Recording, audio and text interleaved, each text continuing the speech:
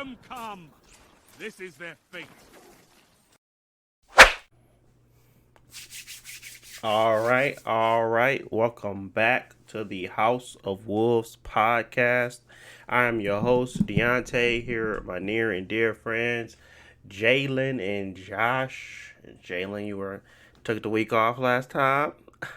Everybody missed you, but he's back now. I don't know where he went. Oh, no, he was in the No, ATL y'all left me. area. Yeah, he was in the ATL area.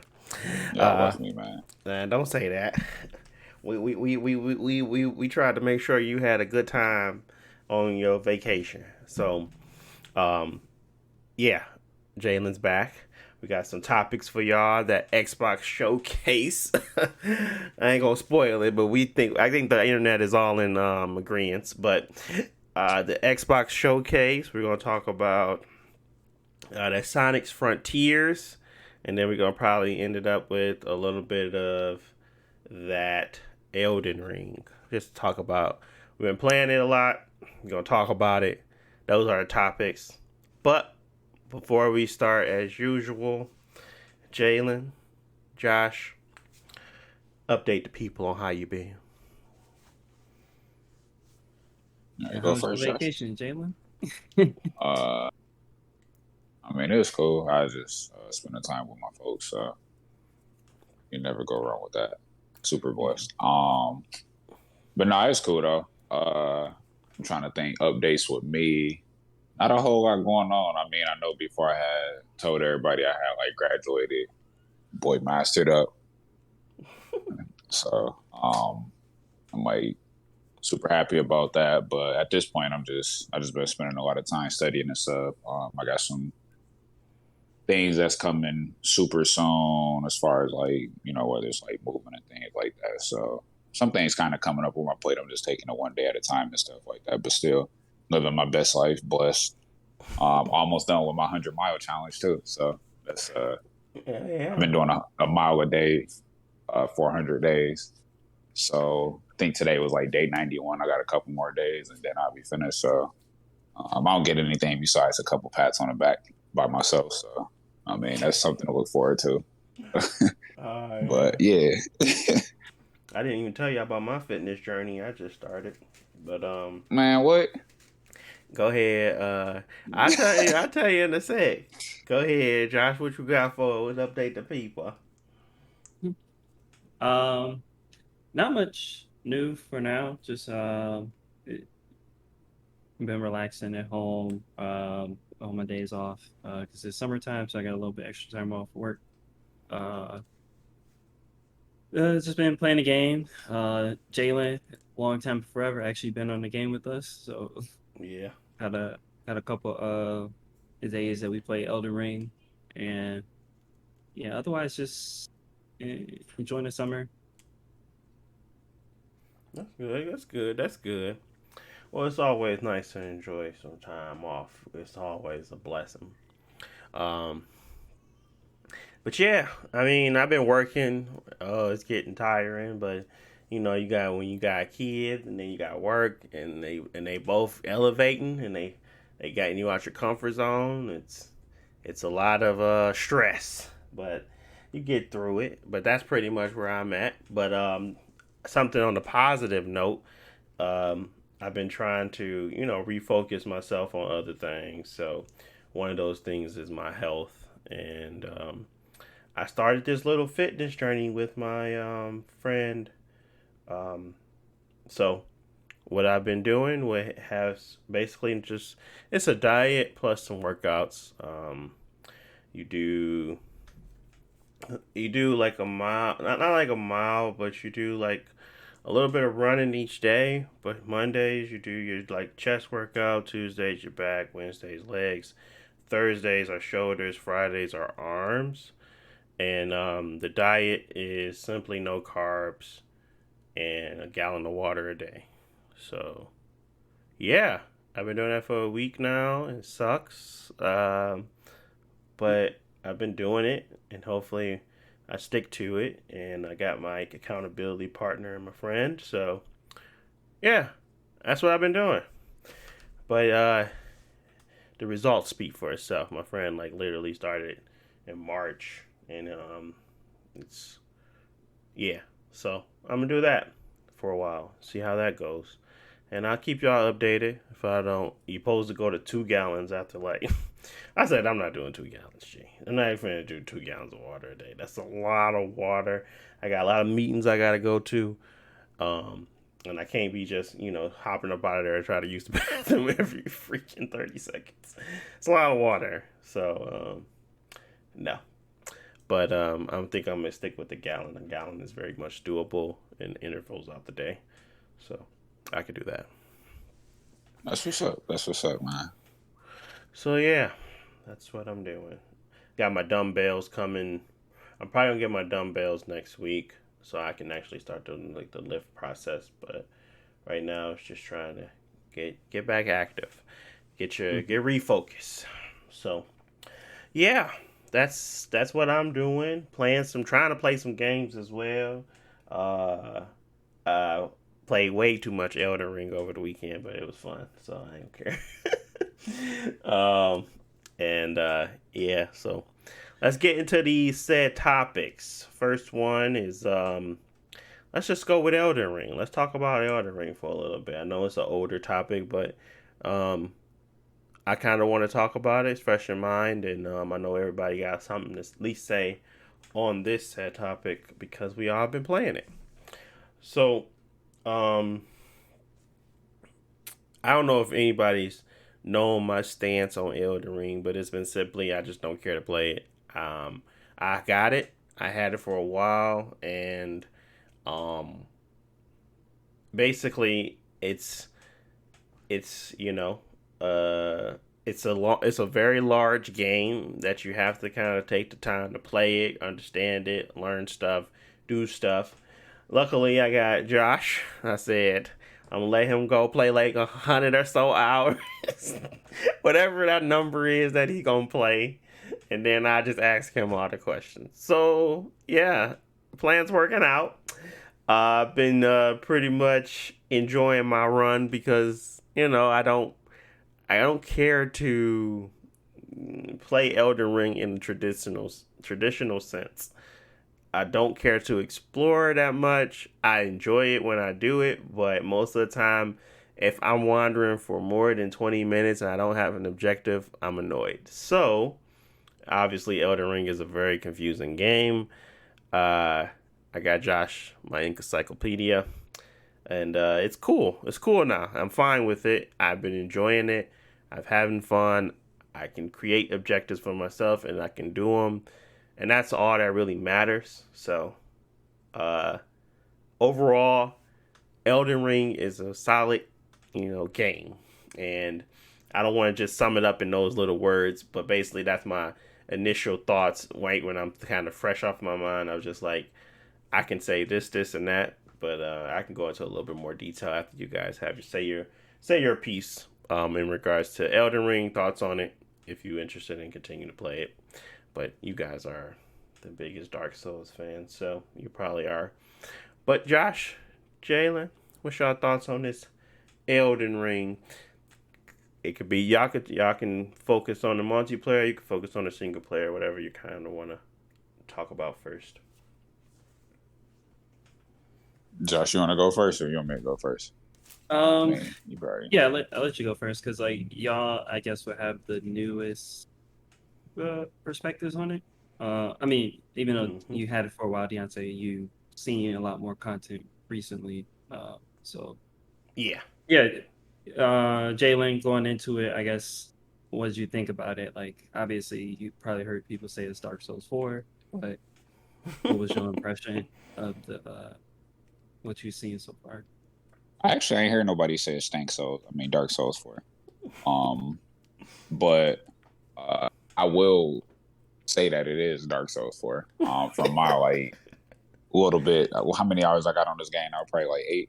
That I've been playing. So 8 hours, and it ain't just a regular 8 hours. It's like 8 hours with the encyclopedia. Josh playing through with me. So I done made some distance in that game, and I I've seen when you beat God Margit, I waited till I was like level 40 before I fought him. Yeah. He was Yeah, like 15. I'm over here fighting people that I ain't gonna say I really had an issue with being under leveled through like playing Dark Souls games because realistically, like at least Dark Souls 1, 2, and 3, you can play those games at a pretty low level and stuff like that. And Mm-hmm. Yeah. I don't know how leveling and stuff really makes a difference in that game, but I remember Dark Souls 1 or like 2 or 3 or whatever. It didn't make that much of a difference. You usually level up and stuff and change your parameters just for your benefit. I mean, obviously it's always your benefit, but for you to use different things. So if you need this much strength or dexterity or intelligence or something like that to use something, that would be your biggest motivation for leveling up and not just leveling up. Because in Elden Ring, I kind of ran into some things like I was literally playing with my friend last night, not Josh or Deontay, but he was like, "Bro, why is you so under level?" Like, because we was trying to fight like this glintstone dragon, and he's just like, "Dude, you're not doing no damage to this dude, bro. Like, we not finna waste our time fighting him." So it's been a couple of times I've been fighting people, and I'm like, "All right, I Yeah. probably shouldn't be here because I'm not doing that much damage and stuff like that." So, 'Cause Yeah. it is an open world game, and it's like if you want to just progress and go wherever you want, the game won't stop you other than like a couple story points. But it's easy to like get in a level where you like under level. But at the same time, since there's just so much content, you could literally do anything, even go to a higher level area and like level up really quickly because enemies drop a whole bunch of souls. So Mm-hmm. uh ultimately it's probably going to take time, but as long as you like exploring, you'll level up pretty quickly. But I would yeah, say this game, because of that, it does actually take into account levels a lot more than other games. Because like for me, I never used to like put points into health. Like I always had like 20 health, and I just put all my points into something else. But it's like once you get to the second or third area in this game, enemies gonna start one shotting you because they like, oh, you gonna need 30 or 40 health, boy. yeah, like Yeah, that was happening when I was playing with Devin last night. I was fighting a Glintstone Dragon. He'll wag his tail and just kill me in one hit. I'm like, bro, he keep killing me in one hit. I don't know what to do. Like, it's not a fight for this dude. yeah, So and like I was saying, respec is also easy. So like even if you don't got an optimal build or whatever, you can just always switch it up pretty easily. Yeah. yeah, So, um, so, oh, go ahead. Continue. I I'm sorry. guess, but I guess just going into the overall like the impressions and stuff of the game or whatever, that's just kind of something that's super specific to like the leveling and things like that.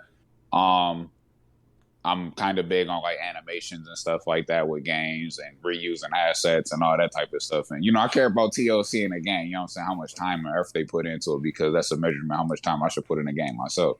Um, they got enemies from Dark Souls 1, 2, 3, animations, all that. It's just the Dark Souls recycling pool. I'm like, they going crazy with these reused assets in this game. I'm like, I'm fighting Dark Souls 3 enemies. Okay, here go Dark Souls 2 right here. Oh yeah, this move from Dark Souls 2 right here. I know what this is. Like, same. It's cool though, because it's not that it was like they taking bad stuff. Like they obviously they refined them, updated the graphics, all that type of stuff, and changed some stuff. So it's a Dark Souls melting pool. It's like Dark Souls universe. Like you might as well call the game that. Like it's all the Dark Souls games put in one. So The From with Software Bloodborne, universe. yeah, let's say from Soft Souls or something, or it's just a big melting pot of Dark Souls game, which is an interesting concept. But when you take a step back, but um, Mm-hmm. it's cool though. Like the game works. I haven't had that many gripes and stuff with it. Obviously, they always got like some ugly stuff in the game and stuff, but the game really like I'm surprised by the open world, and I don't really see a lot of like pop-ins and stuff. I don't really pay attention to that type of stuff. I don't really know if that's Deontay's specialty, but um, yeah, it's just the game been working fine. Like I haven't had any like weird just bugs or just anything like that. Like I'm impressed with the way the game runs. I'm having fun on it. I do like that you can keep summoning your boys and stuff. It's not like behind bosses and stuff like that, and you can do a lot with them. That was always an issue with like the fog walls and stuff you're running to. They still got a little bit of that and stuff like that, but it's more so area separation rather than we just don't want people in this area or just like weird stuff like that. So I don't feel like it feels a little bit closer to like the lines of Destiny to some capacity how well the multiplayer works or I guess you probably could say GTA, but I don't play GTA. But yeah, so it's a pretty smooth game. I will say the objectives and things like that, like how Deontay said, you can kind of wander aimlessly and stuff, which is a good and bad thing depending on how much time you got. Um, I don't like doing that for real because that's always more great. But open world games like the lack of direction sometimes, but that's not necessarily an objectively bad thing. It's just kind of more so a preference. So, um, but yeah, I mean, everything in the game seemed cool. I see why everybody rated it good.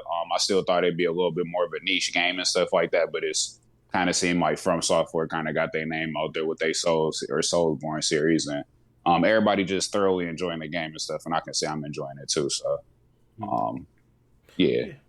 Yeah. So, um, I guess, yeah, when I was, from my understanding of it, and I'm not sure. Oh, yeah, let me, before I finish that, my thoughts, let me go to Josh because he didn't even state. He is coming from a veteran, put that time in, helping us out. Appreciate you, my boy.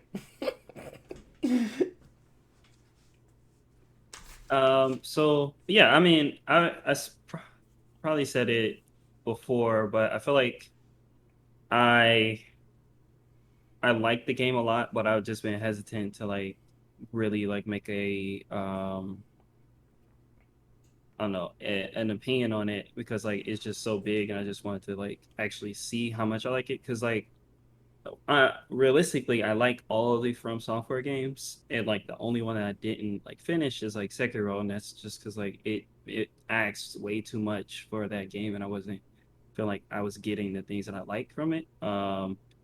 And even Dark Souls 2, I like a lot, even though I would still consider it like, oh, it's the quote unquote worst Dark Souls game, but I still like the game a lot. And Elden Ring is like is really good in a lot of ways. Like I feel like all the games they add new stuff. Like, oh, we added FP to this game. You can use special attacks, but it never feels like complete. That was my problem with Bloodborne. Like, even though people swear up and down it's the best game ever made, I have a lot of issues with like the mechanics and like how they implement the bullets and all that stuff into the game. And so really with all the mechanics in Elden Ring, I think they're the best. Like I like all the weapons and I like all the spells. I like how you can mix different attacks into your weapon or different statuses on your weapon. I feel like it's the best as far as like gameplay and builds and everything. The game is really huge. Like you've gone through like the capital and everything, Deontay, and like I was trying to explain to you is like it's weird because they always have like NPC quest lines, and the quest lines aren't necessarily like the most interesting just for like their story, but it's it's because they're hiding like 20% or 15% of the game behind this quest line. Like you talk to this NPC and they're gonna open up whole new areas of the world for you, and it's like that's it's good and bad. That it you know it rewards you for your exploration and all that stuff, but at the same time, like it asks a lot of people who want to just go through the game and see all the content. So I don't know how I feel about all the open world stuff, but I feel like it's good. Some of it, like Jalen said, is just reused like assets. Like obviously they're not actually copy and paste the enemies, but like they're using a lot of weapons and skills and animations that you might see or like archetypes that you've seen before. But at the same time, I feel like if half the game is reused stuff, half the game is new stuff, and even all the new stuff is like twice as big as Dark Souls 3 like whole size. And so it's just a lot to go through. Um Yeah. but I'll say like I'm glad y'all are enjoying it because it's like because it's a From Software game, it kind of gets overhyped for a lot of reasons. But I feel like there's still like good stuff in the game that is refreshing to me at least. Yeah, I agree. It's refreshing to see the weird stuff that they create and the stuff that you have to go through to kind of figure it out. I just don't want to be the person to explore. That's all. It's more about my time. I don't have the time no more. If I did, I would love to be the person that went around and explored and figured out stuff and wrote a post about why this makes sense and why this is happening and what you gotta do to here, but I just ain't got the time. So when that stuff type like that happens, where I still want to engage with said game, I'm just glad I have people I know that do have that time. And it's not like I can't look up guides. It just feels more of a chore than a fun experience, you know. Mhm. So appreciating that you kind of did you actually just played the game and actually figured stuff out and um, helped us boost our characters to a level that was decent so we can start to go out on our own and have a good time and cut that time in half is really important to me because simply put I just need to allocate my time in a way that's actually going to have a fun experience. So Elden Ring is a game for a person with a lot of time. That is true, but it's also a game for people that just want to and just explore wandering. It kind of gives you that Zelda vibe, but obviously Zelda is a lower entry point and it's not as difficult. But you can probably make it as hard or as difficult as you kind of want it to be, as long as you kind of understand the steps that's necessary to move through the game. There's things you're just not gonna know, and that's okay. But um, when I'm out there on the things I don't know, I want to know that I'm very much so overpowered or very on level with the most things. So I can now explore because I've done things to kind of create a cushion of sorts. It's a cushion of um ability, a cushion of safety that you feel when you kind of like, yeah, I can go explore this whole area probably and be okay because literally I probably can not one shot, but these do decent amount of damage and I don't feel like I'm underpowered if I go anywhere. Now, Mhm. obviously, that's not the case in this game because you gotta probably be like something stupid strong to be like being able to go anywhere, but objectively, I looked up where you would need to beat the game, and you kind of had that conversation with me, and that's where I wanted to be in a very quick time. So yes, I did some souls farms, and I leveled up like in a day, but now I have the ability to jump on, which I want to do as soon as finish this podcast. I want to jump on and just go back and explore because now I feel like I'm not going to waste my time because wherever I go, I'm going to have I'm have an experience that's not just embodied by you're under leveled and try to beat this hard boss and try to beat this hard enemy and try to get around them. It's fun when you don't feel a that sense of maybe I should come back. I really don't like that. I guess that whole maybe I should come back and try later because what if I run into the next thing and it's worse than the last thing I was just fighting? So Mhm. that whole loop of exploration where you don't really know the cadence of the game and you don't know where you should start and finish, um, it kind of loses its appeal when you just when you're in that loop of lack of time. So I enjoy Elden Ring because I made it the game I wanted to play. If that makes sense. Yeah, And they and give you the freedom to do that. So that people is always what's complain nice. about Dark Souls difficulty and then not having difficulty modes and stuff like that. Because if you looked at The Last of Us 2, right, where they give you like all these Mm-hmm. options to like, control the difficulty how you want, and I get some people don't want to do that, like FromSoft don't want to do that because it might compromise the experience, blah blah blah. But at the same time, just being able to play the game on a quote unquote easy mode is what some people need, and the easiest way to do that in Dark Souls or these games is to just level up. And once you're at a high enough level, you can still die, obviously, but it removes a lot of that not artificial difficulty, but it removes a lot of that you walk around a corner and the enemy grabs you and you dead Hmm. and time to go back to the beginning. So Yeah. where now you have a chance to like, oh, he grabbed me, but I got enough life, I can survive that, and Yeah. now I can get up and try again. Instead of being Yeah. not punished, but yeah, like you said, being too low a level or being just at the right level, and it's not enough to like have a cushion uh to protect you or whatever. Yeah. I think that's key because now I'm pretty much very much so addicted to playing it because I want to do a lot of the stuff. I want to beat it, but I also want to go try some of the bosses out. Granted, I'm now pretty strong, but at the same time, these bosses are not less difficult. They can still one shot you. They can still take you out in a pretty easy. It's not like they're difficult, easy bosses now that you've gotten to their level. And that's not the Hmm. case. So I can still see the fun and the appeal there, and as long as I have that, I really don't kick back. I don't really mind it.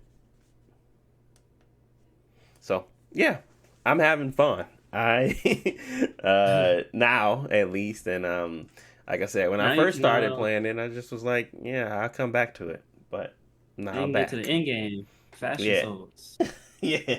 I just got the thing where I can like change out the armors for. I did that already. Kind of. It's like you could take off the. I Oh, thought it like was gonna take be off something your capes and more, stuff. but you could take off the capes. I was like, I like the capes the most though. So I was thinking maybe you Yeah, can some do like, armor just don't look good like yeah, mixed, and so you can like edit it a little to make it look a little better. But yeah, yeah. So I just got that, so that's cool. So yeah, it's a lot of stuff in this game that I was like, okay, this is interesting. Okay, this is cool. Okay, this is cool. So um yeah.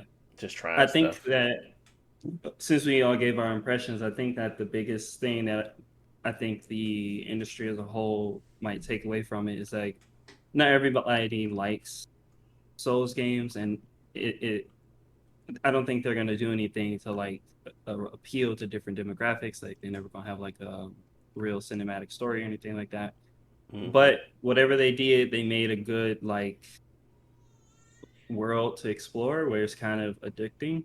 Hmm. Like for me, even if I just got nothing to do, I just want to ride around and like just see what I can find. And 90% of the time, I feel like I find worthwhile stuff.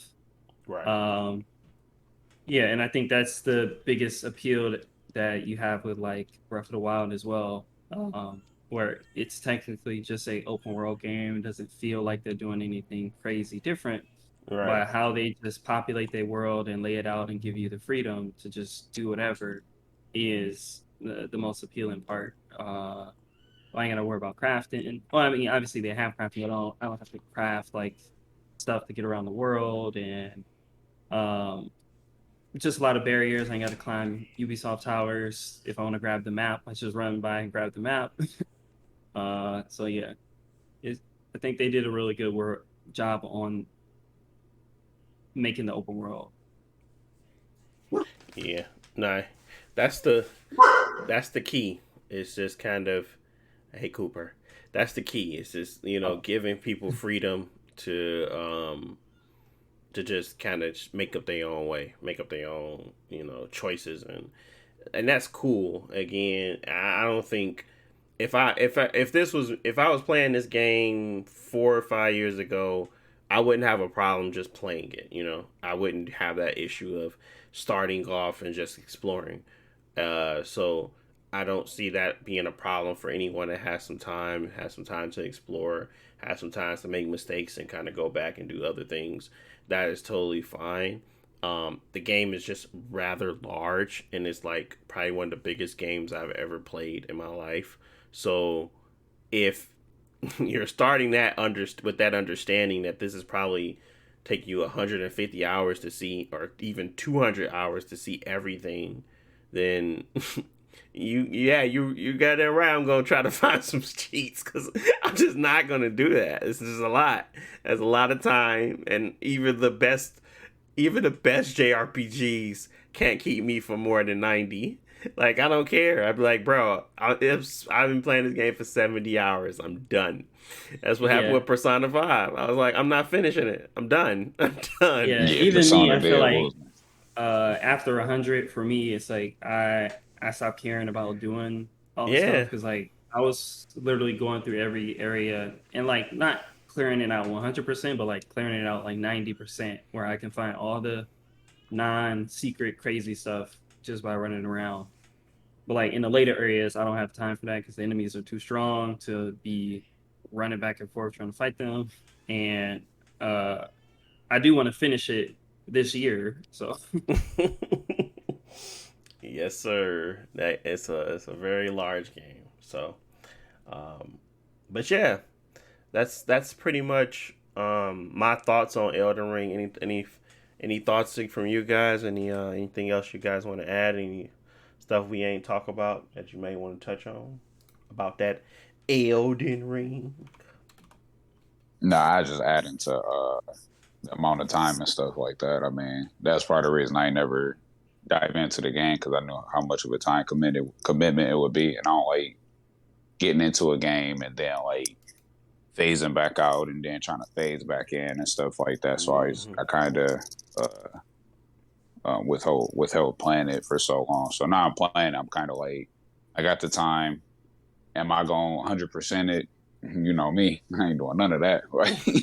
But like you said, even like I don't have that much time to put into the game just to do X amount of things. That's what I'm saying. At some point, it started becoming like a diminishing return and stuff like that. So Yeah. even like you said, Persona. Y'all know I talk all about Persona 5. Let me buy it again. I love Persona. You feel me? And I got to the end of Persona. I was probably about like, I think I was like 80 hours in and stuff like that. I'm like, man, this game is cool, man. But how many fights have I got into? How many times I heard this man say, Izanagi Picaro? I'm looking like, man, I don't need to hear this no more, bro. Then I think I had lost to a dude or something. You know, this is what my patience like at is. And I'm looking like, yeah, I ain't going no build level back up, bro. I'm gonna keep it a buck with y'all. Like, we finna just go ahead and switch this mode to easy mode and keep it pushing. Like, I ain't got no more talk in me, dog. Oh yeah, man, that's crazy. It's it's basically, the I don't know. It just it gets to a point where, like, like any movie that's great. Like, I'm not finna go watch The Godfather Part 1, Part 2 ever. I don't know. It's too long. But it's a good movie. It's just like anything media wise. I respect my time. I'm gonna respect yours. I'm gonna watch it. I'm gonna do it. But I'm not finna seek out those games as often. Especially even though I love the genre, I might love this situation. I love what you're doing. I just don't have. I mean, that's what you call being an older gamer. I mean, if I was 17, 18 playing games, obviously I would have more time on my hands. I can do stuff like that. But it's being an older gamer now, which is it's the harsh reality that you have to pick and choose what you're gonna play like that. And there's those one in a lifetime games that you kind of give that respect to. And at some point, I probably will give that respect to something. But it ain't gonna be Elden Ring. So, I mean, if Elden Ring couldn't do it, I don't think anything can, to be honest. But I'm already 40 hours in. I'm still enjoying myself. So, you never know. I might look up one day, look back at that hour ticker, and I see that mug's sitting at 150. And I'm gonna say, where did the time go? Because obviously, you do that for Apex Legends and you do that for Destiny, and you kind of don't realize it because you're just playing it and you're having fun. So why can't those games hit that mode too? As long as I'm having fun, why not? But it's the repetitiveness of certain games, like in my opinion, Persona. It was just too repetitive. It was too much of the same. I would hit the same buttons. I would see him run away with his knife in his hand, and we have finished the fight. We get our points, and we'll move on to the next. It was very much so too.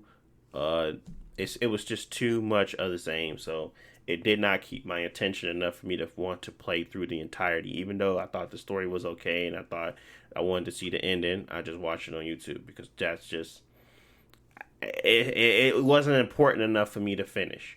But maybe I'm just playing Elden Ring. Maybe I'm just going through stuff, and that's fine too. That is the level of discovery of taking time with a game. I don't have to beat it. I don't have a time limit on how long I can take to beat it. I just know whenever it is at the end of it, I'm gonna look at it and I'm like, okay.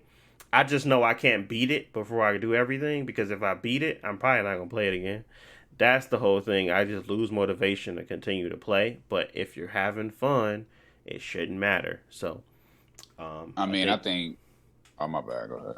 no, you good. I just was going to, reiterate, having fun playing the game. So go ahead.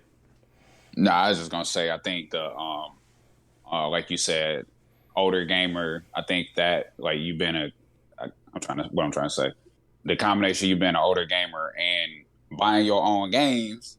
I swear, when you started buying your own games, the value of games started going down like something crazy, man. Started using your own money because those games started being like, I don't want to say they a chore and stuff like that, but it's when you were younger. We had talked about this on a previous podcast. You kind of like, all right, well, I need to do everything in this game, and because I can't buy, I don't know when I'm gonna get my next game, so I might as well keep having fun with the game and trying to do something else. Like I remember I went and got 120 stars on Mario Galaxy just to play the game with Luigi. I'm looking like, man, this is fun. You know what I'm saying? I'm young, 7th grade or 8th grade, whatever I was. I'm looking like, man, I can't get $50 to get another game.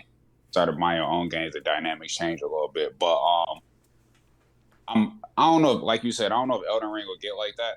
But I think the idea of having like multiplayer, I think those games kind of get it a little bit easier because there's the player versus player, the dynamics change. Maybe if we like the PvP in Elden Ring, it could probably get to that, but I don't think just the base game itself with all the stuff going on in it without like the multiplayer aspect, it's not going to really get that much time or whatever. So I think that's where a lot of those other games started getting more time. Yeah.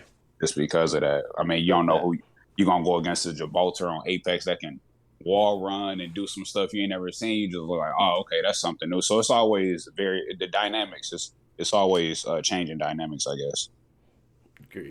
Agreed. Yeah, that's a good point because of the variety and the unknown and that aspect of what caused us to basically play Destiny for so long. We played it for so long because we was running around, Party Crasher +1, doing our builds and figuring out ways to beat other players. So I get, yeah, that rings true. If I enjoy Elden Ring and I enjoy ganking people out their souls or whatever the case may be, just because I like to invade, that could be interesting as well. So right now I'm just enjoying the game for what it is, and I'm gonna keep playing it my way. So I think I'm gonna, at the end of it, I think I'm gonna look back and I'm gonna enjoy the time I spent. But speaking of, enjoying time, long games and stuff like that, Xbox got Persona now, right? that was a highlight of the showcase. Xbox gets Persona. They got 3, 2. They got 3, 4, and 5. Let's talk about this showcase. Mm-hmm. I know you probably ain't got much to talk about, Jalen, but it was very interesting. If you go to Kotaku and you look at the Xbox and Bethesda thing, you kind of see what they showed. But anyway, where would you like to start? Where would you like to start, Josh? I don't know. If you want to talk about just the general show, and then we can go into like the very few highlights, I guess. Yeah. Okay. Let's do that because I can explain a little bit to Jalen, in the audience. So, I'm gonna set the picture. Xbox Bethesda. Bethesda has been bought by Xbox for $7 billion. Xbox Bethesda has had their own conferences for the last 3, probably longer. I think the last time I seen them relevance like with like a bunch of different conferences, I think it was like started in the generation of the PS4 and Xbox One. Don't tell me when, or don't ask me when. I just know it started in that time frame. Bethesda and Xbox are now one. They stated they were going to do a 90-minute show. Understand what I'm saying? Two big gaming companies merged. Xbox, Bethesda, 90-minute show. You would expect heat. Okay, that's what I'm trying to get you to understand. It's basically that is the stage they set. So they start off with a Bethesda game. It's from Arcane Studios called Redfall. Yeah.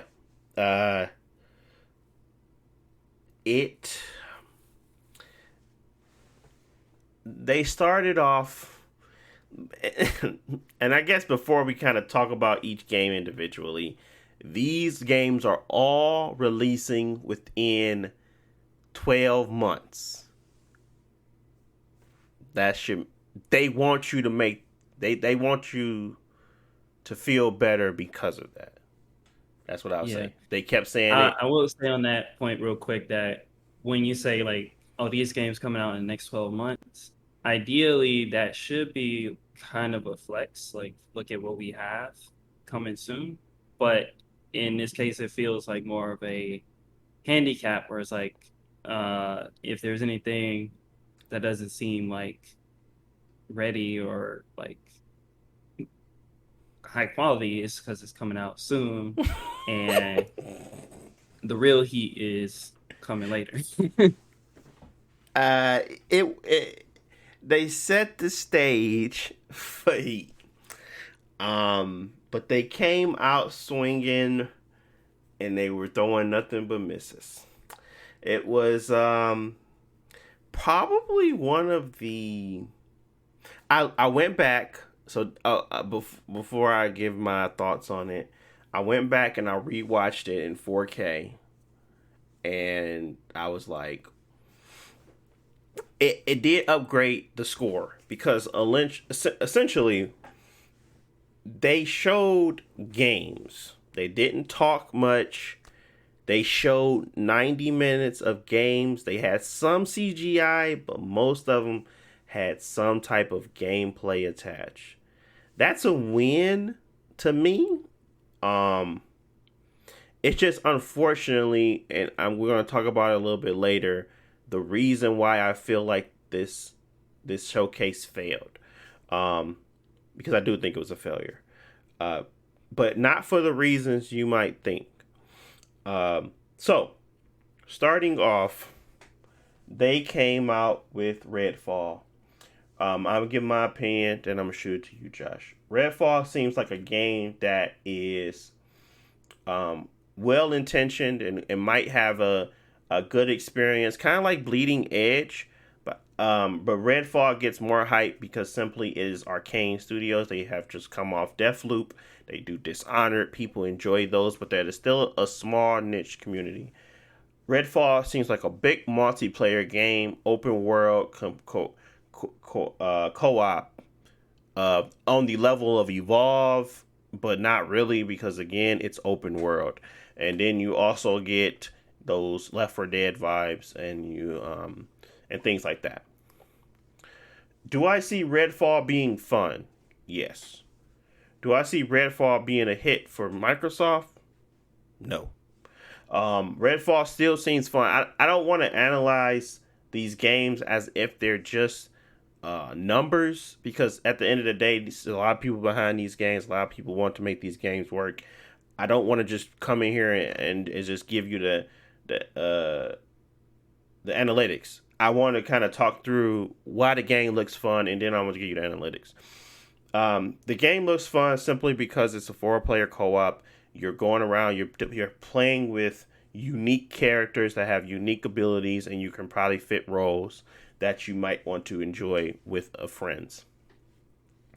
Um, that's all well and done. Well, that's all well and good. I'm sorry, and the game looks to be at the level of polish that it needs to be to not feel like a rushed, falling under that clutch of that 12 month. It feels like it's on the other end of that, not the 12 months. It's gonna be some heat, and not the other 12 months, so it looks bad. So I'm sorry that it's under the other umbrella. So I feel like it's going to be a good game, and I feel like it's going to have some good points to it, and it's going to have some good things that's going to keep people playing. Hopefully, the campaign is really good. It's just unfortunate that they did not show what would probably keep people wanting to play, and that's the campaign, that's the unique abilities, that's the real goofy weapons. I mean, they tried to, but at the same time, it didn't feel that unique. It just felt a little bit underwhelming. So I hope that that's going to fix itself when it comes out in the near future. Hopefully, this extended play that they're going to do tomorrow, because we're filming this on Monday. They're going to be doing an extended play on Tuesday. Hopefully, they show more gameplay. They introduce the characters in a good way, and they really truly, encapsulates a solid game. Why it's not going to work is because it's a 4-player co-op. It ain't going to work because literally trying to find people nowadays that's really into 4-player cooperative games in this day and age, where you got big battle royales, you got these attention-seeking mobile games now. This ain't This ain't the one. I would have much rather had this be a single-player driven, 4-character driven single-player campaign on its own, really solid, and truly start to build what we're going to talk about later, faces for Xbox. But it's not that. So that's why when I think about it, numbers wise, it's not going to do well. It's not going to be something that's really going to be a big smash, and it's not going to be something that people gravitate to and continue to play for more than 2 months. Guaranteed. That's my opinion. I can't say guarantee.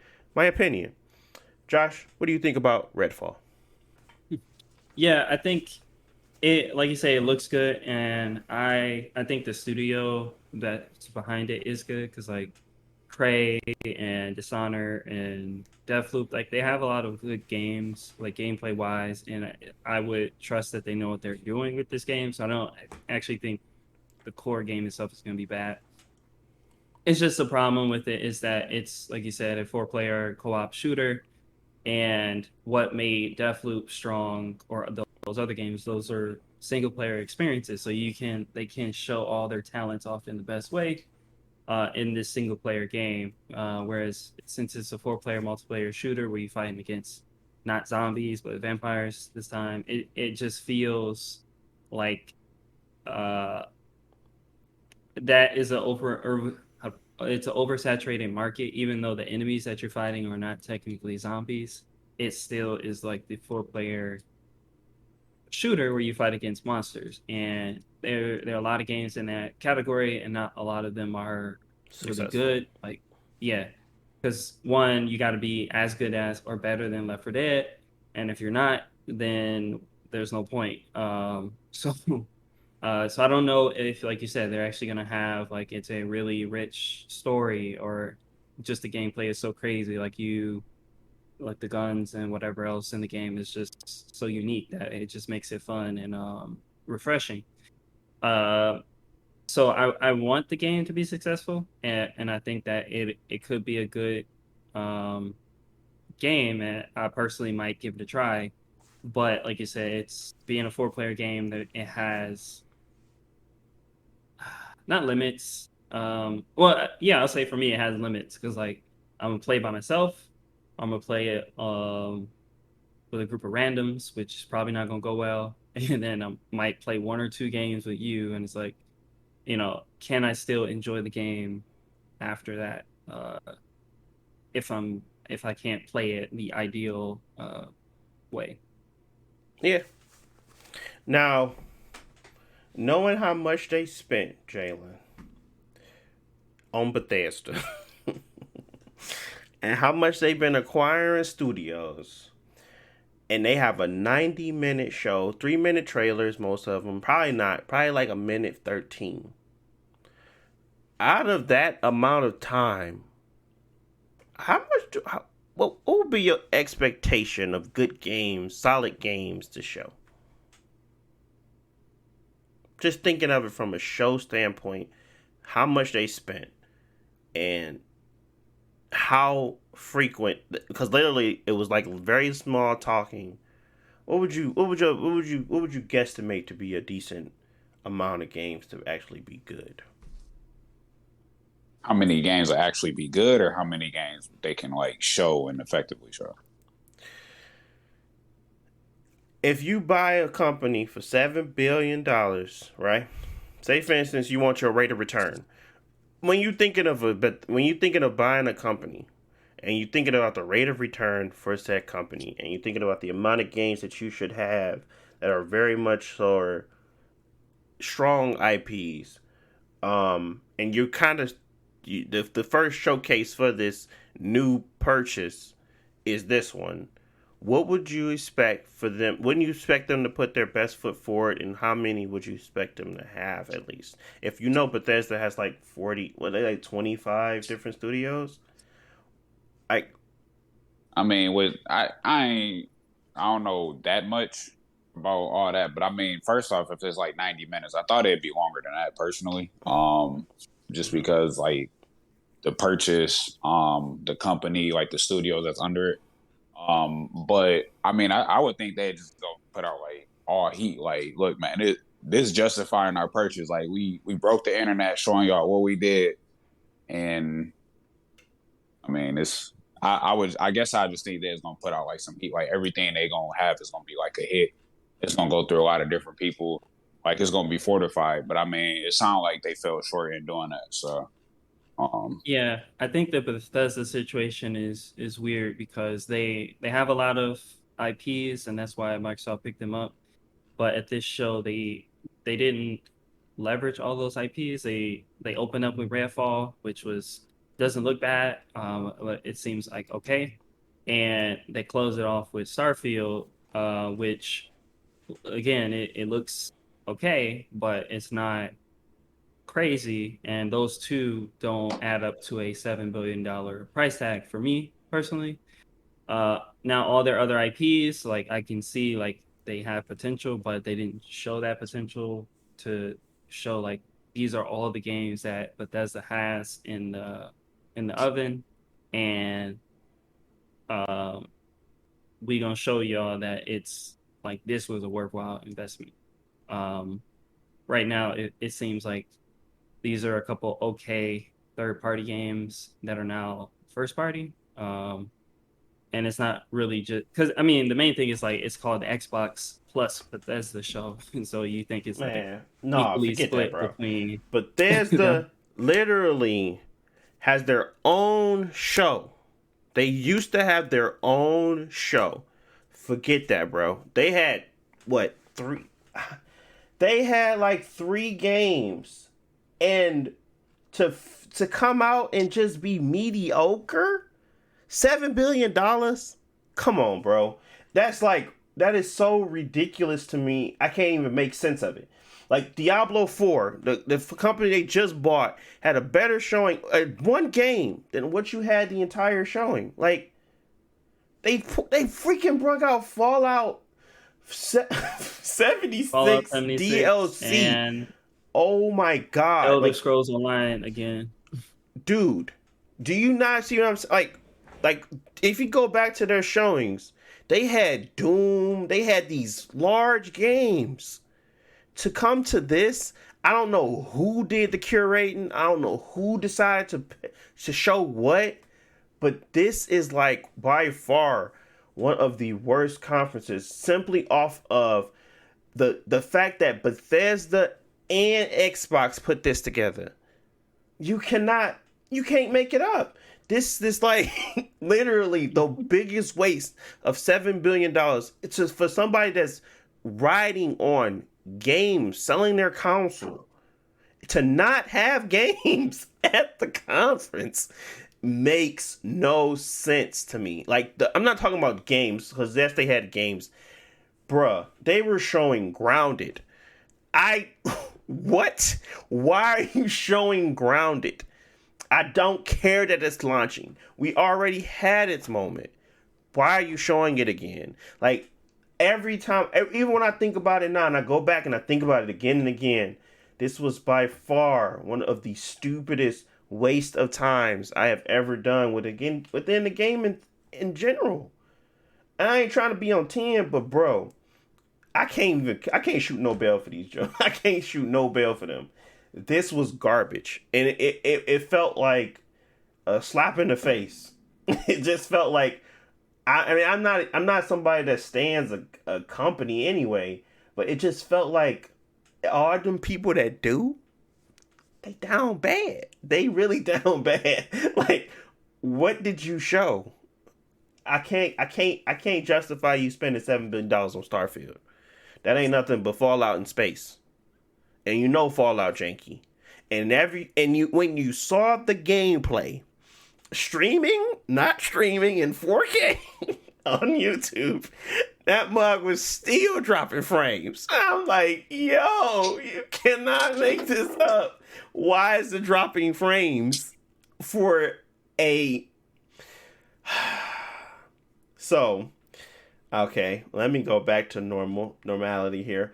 So next, they had what was after Redfall? Was it? I'm trying to remember how it went. Was it the Rick and Morty game? Yes, Or was it it was Silk Song? I think it was Silk Song. Actually, I'm not 100%. I think it was Silk Song right after, but Silk Song is Hollow Knight. That was cool. I don't think. I mean, this is Team Cherry. This is not somebody that's like with Microsoft or anything like that. This is just the update, or not an update, but it's the new game from coming from the Hollow Knight creators. Which Hollow Knight is a really good game, by the way. It's an indie game, and you just spent $7 billion plus your own staff of humans that you've been curating. Not only did you spend $7 billion, but you what they just spend on freaking I can't say Activision yet because it's not under their umbrella. But I can say I can say Bethesda, and there was another smaller company that they bought that I can't Obsidian? remember now. No, it was before Obsidian. Dang, I can't remember now. But they bought, like they was going around buying a bunch of different companies, Ninja Theory. They were buying like smaller, different companies for the sake of to bring more games to their so-called system. Um, Regardless of what it is, but Xbox has a very strong and large library of publishers now. Like, I mean, not publishers, but actual studios under their belt. They literally bought one of the biggest publishers in Activision not too long ago, and I just don't understand it. What is the play to get people to want to play Game Pass? But to get people to buy into Game Pass, you got to have decent games that's in Game Pass. So what is the draw? What is the bottom line that we're not seeing that they're focusing on? Because it ain't games. Is it? Yeah, I mean it's definitely quantity over quality. Like that's what we talked about. Like they showed, I don't know, probably over 50 games during that event, and it's like I think that they're trying so hard to prove that they have like every game on the system. They're not just showing off those just a couple just really good games. Like I mentioned the other day, like Sony's best E3 conference that people love them for, that got people like in. It's just like, oh, we showed y'all Final Fantasy VII, we showed y'all Last of Us 2, we showed y'all God of War, and we showed y'all like one other game, and that's it. That's the whole show.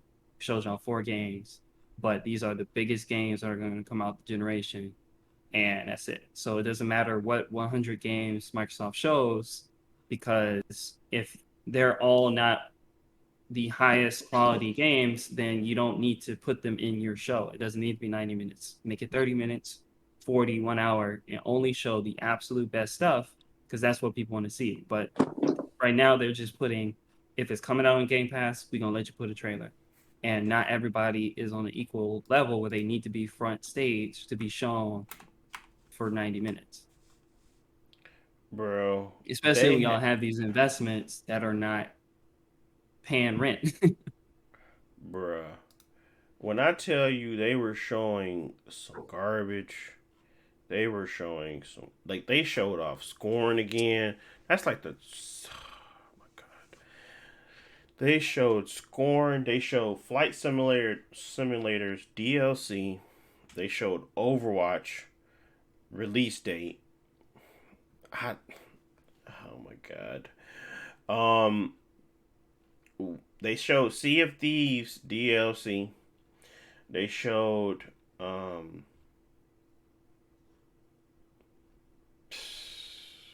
Dusk Falls, more indies. Gunfire Reborn. I wanted to. Oh my god!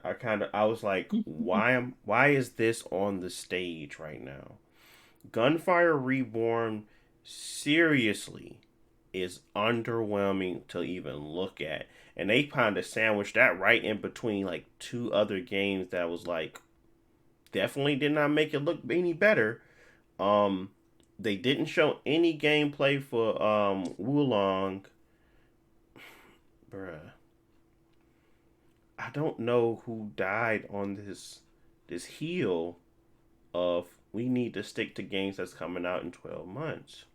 I really don't know who did that. But it was so underwhelming and just highly, highly disappointing. I can't stress that enough. It was just highly disappointing. And I really don't know how I even passed the focus group. Like, did somebody watch this and say, yeah, this is good? You've showed off plenty of games. You're giving us Game Pass. I don't know what the demographic was. I don't think it was gamers. I think it was literally people. I don't.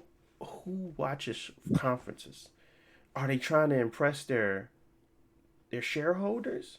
Like, oh, we have this amount of games coming out in the next 12 months, but it doesn't impress people enough. Like, nobody's talking about this conference in the positive light that they want it to be in, right?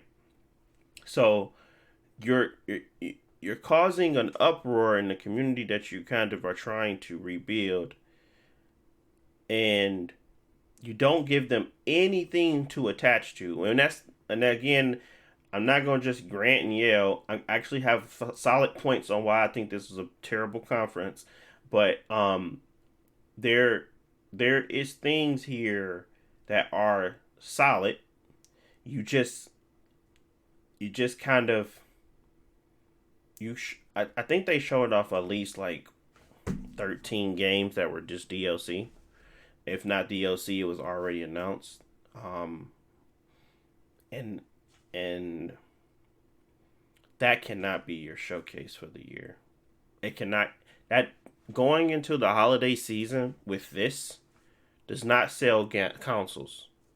This you don't even need a console to play Game Pass. Maybe that's the point. Maybe Game Pass is truly the only thing that matters. I don't care that console sells. I don't care if they can champion somebody that they enjoy to look at. We don't care about any of that. We need to figure out a way to make Game Pass like Netflix. Do you think gamers are going to accept mediocrity? Like, have you ever felt a gamer wasn't as passionate about anything you change in a game? What makes you think that Game Pass can survive off mediocrity? I don't get it. Honestly. Diablo 4, amazing. I can't That was a highlight for me. I'm gonna just go into my highlights because I don't have many, so that's fine. It's very quick and simple. Diablo 4, Frontier, Lightyear Frontier, and I can't say Wulong because they didn't show anything. But I definitely like the Diablo. I definitely like the Lightyear Frontier and Flintlock. Plague Tale, I already knew about it. Already's on my radar. Um, but yeah, Redfall was already on my radar. Um, but it wasn't really a highlight because it was underwhelming in some sorts. I don't care for Forza, but it's always going to be there. Horizon did a really good job with Hot Wheels last time. Hot Wheels coming to Horizon 5 is a no brainer. Um, so that was another highlight. I say five things. It was five. It was Horizons 5. Which was DLC unfortunately, but it's a good DLC. So okay, Flintlock, and then we go into Diablo 4 Frontier, Lightyear Frontier, and yeah, that was it. Oh, High Life. I don't know why I missed that. High Life. High Life was good, but I don't really like games that try to make you laugh because I feel like they're trying too hard. But I will give it a try anyway. So, um, yeah. I I hate that Game Pass is the win. I really hate that. I hate that Game Pass is always overshadowing anything else they do. That's it. I think I cracked it. They just care about Game Pass. All they care about is that Game Pass is all these games are coming to Game Pass day one, and you don't got to pay no money to play them outside of the subscription. They don't care if it's like low quality. They don't care if it's not as polished. They don't care if it's lacking in areas. All they care is that these big hits are coming to Game Pass, which is going to make us look good in a way that others can't. And that's the end of it. Honestly, Flintlock looks like a better whatever that other game is called that's coming out on PlayStation 5. What is that Forspoken. game? Yes, it looks like a much better Forspoken. They actually did some really nice work on the animations. Character design looks really nice. It looks much better than her. I'm not trying to, compare black character to black character, but but at least she looks unique in a lot of different ways. The other one just got a cape and some sneakers. She got a cape and some sneakers on. It was like, yo, she crispy. So at least she got like something extra to her. But yeah, that was my highlights. I'm gonna get off my soapbox, and then we gonna go into the why behind this and why it sucked. After Josh kind of give his points. Go ahead, Josh. Yeah. I like I said, they show probably like 40, 50 games, but I had five or six uh highlights. Not all of them were like actually high points. Like Diablo 4 was like the clear winner. It looks the most polished. They had a good trailer. They showed off different things like the world and the quests, the character customization, all that stuff. And it looked very different from Diablo 3. Like you can see like this is a new um they put a lot of effort in making this feel new and look new and things like that. And just overall, it looks like a fun game. Unfortunately, it comes out next year, but whenever it does come out, it looks like it'll be good. I'm definitely gonna be there to check it out. We talked about Flintlock really quick. Flintlock isn't doesn't look like the biggest budget game, but they showed off a lot of gameplay, a lot of fighting, exploration. It looks pretty fun for a game that I never heard of or studio I never heard of. They had a good showing, uh, and so I'm looking forward to that. Um, the next. ones are the Bethesda games. Redfall, like I said, it doesn't look bad. It actually looks good. It looks better than what just came out, like Back for Blood. But I'll say I'm hesitant on it. I want to see more of their single player or like story content. Like what is actually going on? Are we going through like a whole campaign that's a co-op campaign? Or is it like a single story and it's drop in, drop out co-op? I just want to see what is in the game, because I'm hoping that it's just not a, a online co-op shooter. Um, the next one was Starfield, and you mentioned it briefly, but Starfield was their biggest draw off of the show. Like they're like, world premiere of the most anticipated game in Xbox history, from Bethesda, who made all these great games, and you don't want to miss this. Like that was the vibe overall, and they talked about it a couple times during the show. Like later you're gonna see Starfield, and it's gonna be amazing. And um, it it's so it literally is just Fallout in space. That's the core of it. Obviously, people like Fallout, so that's a good thing for some people. But Fallout in space is not. It's not a new game. It's their thing. It's like Dark Souls, but in space. So you can Mm-hmm. exactly picture that what Dark Souls is, and you put it in space. But this is Fallout, and they put it in space. So there's that.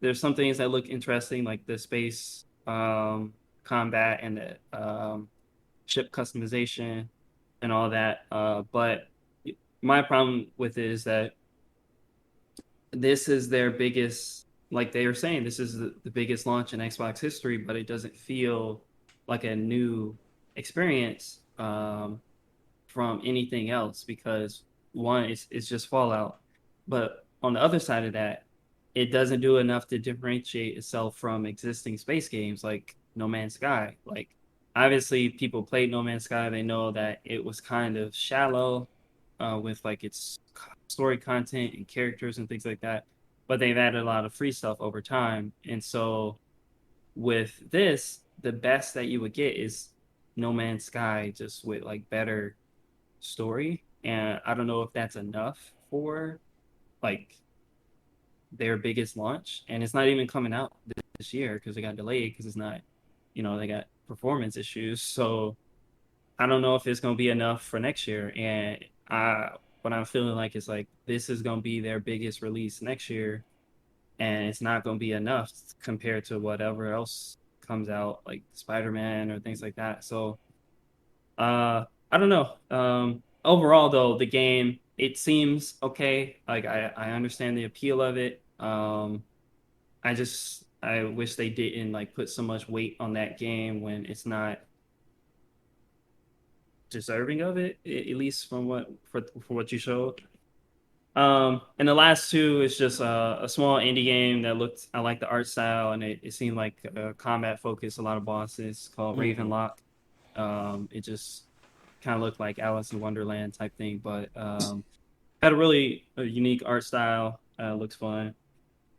And Overwatch 2, like I'm still looking forward to it, at least to see what the story is like. And they didn't show any story content or any single player stuff. It was just basically just a multiplayer trailer, which we've already seen. And really, the problem with that is like the community is kind of lukewarm on it because it's one, what they've seen so far is not a lot of new content. It's just a couple updated maps and a couple new characters. It feels like a DLC drop or expansion instead of just a sequel, which I understand. I personally was not ever expecting a brand new game multiplayer wise because they kind of like said that a couple years ago. But at the same time, even if it's just like a update or expansion, they're not doing a good job like showing the new stuff. Because like if you look at like Destiny expansions, like it's just an add-on to the game, but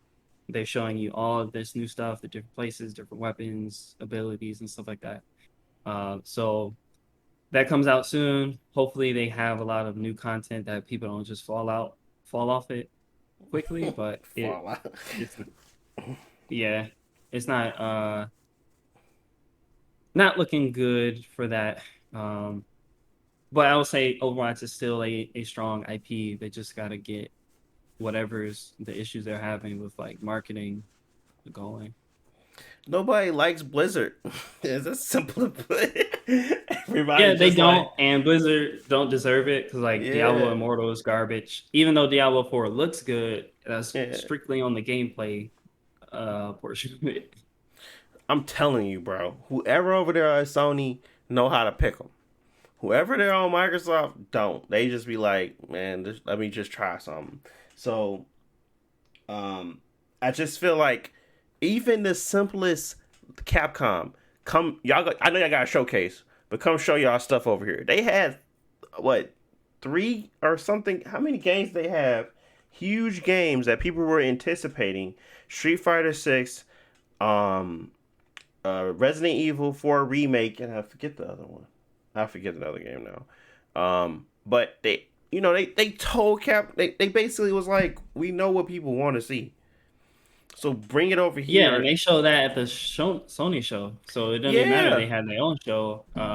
They saved their best stuff for the Sony show, in which honestly, without those games, the Sony show would have been trash been too because they didn't actually show yes, much. they But didn't show nothing at least what was there seemed like you know new next gen high quality stuff. stuff. Yeah, and it was all third party stuff. So I don't. Again, uh, there's some things that I want to kind of just address, like in regards to why I feel like Microsoft has a hard time getting people to enjoy or even gravitate towards their console in a way that's um, like, really, really strong. The one thing I find, especially with this showcase, it made it very clear um, that they literally don't have. I'm not saying that they don't have champions. Like they don't have the Aloys, they don't have the Nathan Drakes, they don't have like these iconic characters that are associated with your said console. Um, they don't have like even when you think of Metal Gear Solid and you think of Snake, I think of PlayStation. I don't even think of Xbox because these people have created this realm of it's like they they understand the appeal of pushing a character, not the game, but the character, making this character long lasting, making this character bigger than life. Kratos, Kratos was a freaking bum. He killed his family. It's like it's these weird characters that don't really make sense, but not a most beloved. And they turn them around and they actually focus on character development. Like if they come out with another Ghost of Tsushima game, I expect Jin, the mute that didn't really talk much, to actually have something to say. I would rather have another Infamous. Obviously, with Second Son and the first Infamous, they kind of the first Infamous characters they kind of dropped off and they did the Second Son or whatever. But at least that franchise had multiple entries before they did that, so you kind of got stuck with this character, even though he's not like the biggest brand for that company. He was kind of in that PS3 area where there's plenty of other bigger characters that he just got shunned out. But simply put, that was their champion for that game, and kind of created these bubbles, these groups of people that want to look forward to certain things. And honestly, I feel like Microsoft has a bunch of faceless games, and make it and grab it onto Bethesda makes it worse. But I just truly believe they have a faceless company outside of like Master Chief, Marcus, and I mean I'm really having a hard time naming 4. I really That's am. their fault. I'm not saying it's not their fault. I'm saying Man, what that you mean? Cortana is iconic. Yeah, they did way too much. I'm like, bro, stop giving us Halo, bro. Do something different. Nah, man, y'all go Halo, don't y'all? I I, mean, we did, but y'all keep giving it to us. We want something else. yeah, they have a they don't have that. I mean, I even with the companies that they did bring back and stuff like that. When we used to talk about Destiny from that when it mattered when it was trying to sell consoles, all those characters belong to me. In my mind, they belong to the Xbox. I mean, to the PlayStation because simply they had more of the stuff, and that's where most people wanted to play it anyway. It was like even if they didn't spend the money to make it exclusive, they championed certain things to try to make it feel like this was exclusivity on this side of the map. When in all Yeah, reality, they would change. It really wasn't. It was the same elsewhere, but it was like they did things to make you feel as if Lord Shax and all of these Kate Six because and all these people were I just will say, Call of Duty is the perfect example of that, where Sony is good at making a strong case for their brand to be associated with different titles. Because Call of Duty was like primarily a Xbox franchise during the 360 because that's where most people played it, and playing on the PS3 actually sucked just because like they didn't have a good online infrastructure. And then Sony went and flipped that somehow just based off, oh, we got exclusive maps, we got brand new content. Even though those weren't the best Call of Duty games, they they got the flipped the messaging to narrative. say like this, yeah, if you want to This play is where Call of you Duty, should you play it play. on PlayStation. This is where you should play. This is what like I have to admit the and I can't call them AR the marketing team on PlayStation far outweighs the marketing team on Microsoft. I feel like they make bad decision after bad decision and they kind of create this narrative that they don't have any idea of what they're doing. And I'm not Yeah, sure honestly, if it's I feel like they just have like normal ass corporate people at Microsoft, but the people at Sony actually know what's about going video on in the games. community and what people want to see. Of course they gonna go out and buy Bungie. It's not like they're not. Bungie makes quality. I can understand that purchase so much more than Bethesda. I understand the purchase of Bungie more than I understand the Bethesda. Simply put, quantity over quality has never worked. What is wrong with you? But they still try time and time again. Yeah, They Bungie keep had got doing one it. game, and their price tag was the same as Bethesda, but that was the better. For me, I think that was the better purchase for your brand. Like That I is don't the know, better like purchase. yeah, Bar none, that is the better purchase simply because once Bungie comes out with their next game, people are going to gravitate to it. No, regardless of what people think, Bungie is still those guys. It's not hard to showcase what makes Bungie good. It is super hard to showcase what makes Bethesda good.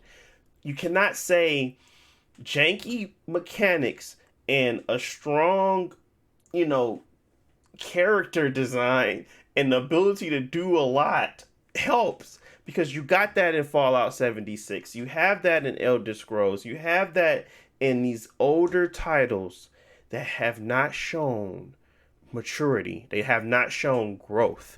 They keep releasing the same game. What don't you get? These companies don't even have a clue of what's the next thing. And you champion Starfield as the big deal and it comes out and it's dropping frames and you literally looks like a last gen. It don't like last gen. It just don't look next gen. It looks like somewhere in between. It's just like what were y'all thinking, man? But that is not my point. My point was simply to put that they made this whole first off, they put the pressure on themselves when you buy companies like this, and you expect some revisions, you expect something to change. Nothing literally changed. This is Bethesda's first initial showcasing in the last 2 years, really. They had the COVID pandemic, and they had the thing where it was like smaller, wasn't that big, and then now they had this, and all you show is Starfield and Redfall. I don't know who made that decision, but it was very stupid. It makes it feel like Microsoft got robbed, and they really shouldn't have got that amount of money. They should have got $1 billion. Not even. I don't even know how much that should have cost, but it shouldn't have been 7. If you only got Starfield out of it, it shouldn't have been 7. I mean, you got a lot of talent over there, but it sounds like it's not a whole lot of mouths to feed, and they ain't feeding you. So what is the point? What is the point of having you? I just sometimes I feel like, and then the 2 games that they came out that were Bethesda games that were at least decent, PlayStation took. PlayStation said, "Hey yo, let me get those." They ain't buy the company. They bought the games that mattered. They was like, "Hey yo, let me get that. Hey yo, let me get that, so I can show that we still have games. We still have games that actually people might want to play, that shows quality." And let me get those. And you keep Starfield. I don't think nobody gonna want to play it. And honestly, I don't want to play Starfield, but I don't want to go into it thinking that way, because it could be something special. It could be something like Mass Effect. It could be really a special game. But knowing Todd, because everybody he has a history. Knowing Todd, in my opinion, and going back to try to play Skyrim, in my opinion, doesn't hold weight to me. Even going back to play Bungie's Destiny, or going back to play Bungie's Halo 2. Like, it doesn't hold. It doesn't hold its weight. In my opinion, it does not hold a candle to it. That's just me, though. I'm not saying, obviously I enjoy shooters over those types of first-person action games. But to that same token, I go back and I play Persona 4. I go back and I play Persona. Like, I will go back and play those games, and they fit into a different, genre. And guess who owns these games that really are meaningful, celebrations in my brain? It's always Sony. It's always in my brain. They get the bigger share of it, even if they own both consoles. Why is that? Because they truly can understand the thought process behind champion games, championing the characters, and really showcasing that they care about how they present things. Now, do they do the best job at it all the time? No. And most of the time, they getting down on customers. But when it comes to them games, you can't deny it. They have probably the best curation of games that's possibly out there. Outside of Nintendo, but Nintendo, Nintendo. They not trying to fight that fight. But outside of that, truly, to stand up against the PC in itself and still be something people more gravitate towards than anything. When PC got a plethora of games, and they got the whole they got the whole world in their hands, really. I mean, they can emulate, they can do all of this, and still PlayStation finds its space and really does it by far the best. It shows the lack of the lack of experience. It just shows that even if you put Phil Spencer at the top, great guy by the way, he has never seen what it really takes to make from ground up, to build a gaming company. Nintendo has, Sony has, Microsoft, they just haven't. They already started with success. It was like, what? I think that's truly why they don't get it. They look at it from a number standpoint, analyze it, and they figure, if we sell more Game Pass subscriptions, regardless of what we put out, cannot deny the profit the proposition of the value proposition. I'm sorry, they cannot deny the value proposition when truly, do you not see what's happening with Netflix? Like, that value go down, people out.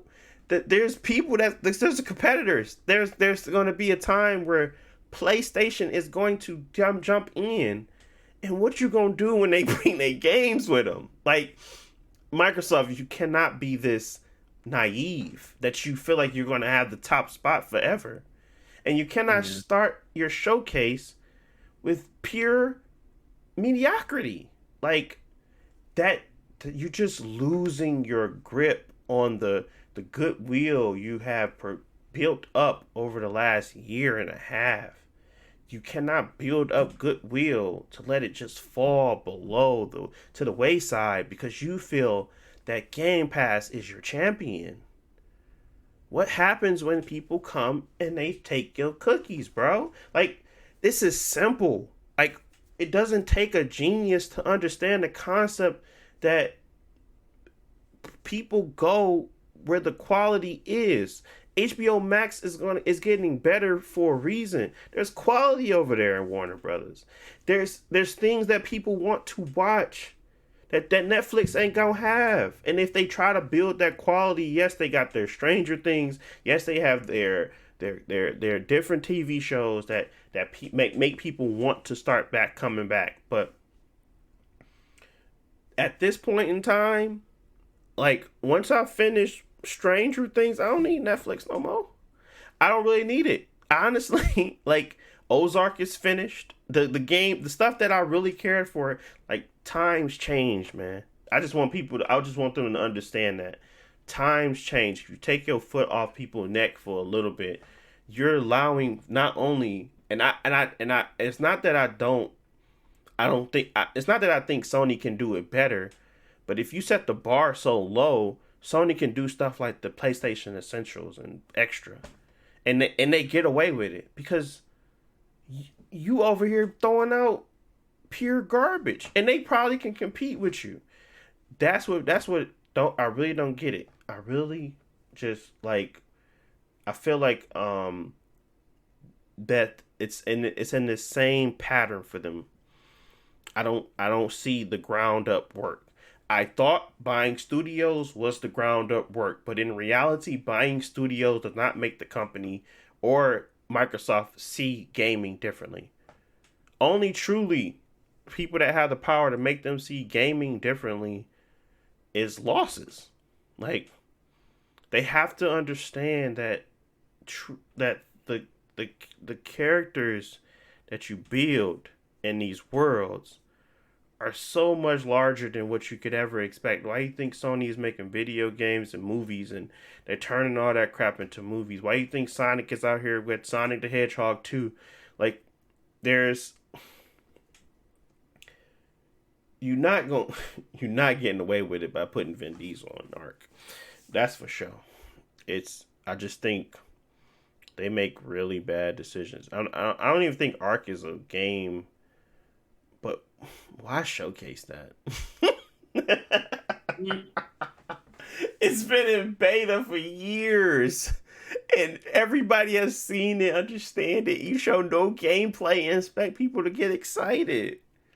Why? Why am I excited for a game I've already been able to play? The hype is gone. The strongest character, most iconic Vin Diesel. Christ, man. I really wish I could just talk to them as they make these stupid decisions. I'm not trying to get them to beat Sony. I'm not trying to even champion one over the other. It's simply stupidity. At this point, I don't, like you said, I don't even want them, like, trying to beat Sony either, but they're not putting in the work to build their brand. Like, I want to see these Xbox IPs be good. Like, I want people to be excited for your new Halo games and stuff like that, but they're not putting in the work to take care of those at all, qualities. I mean, those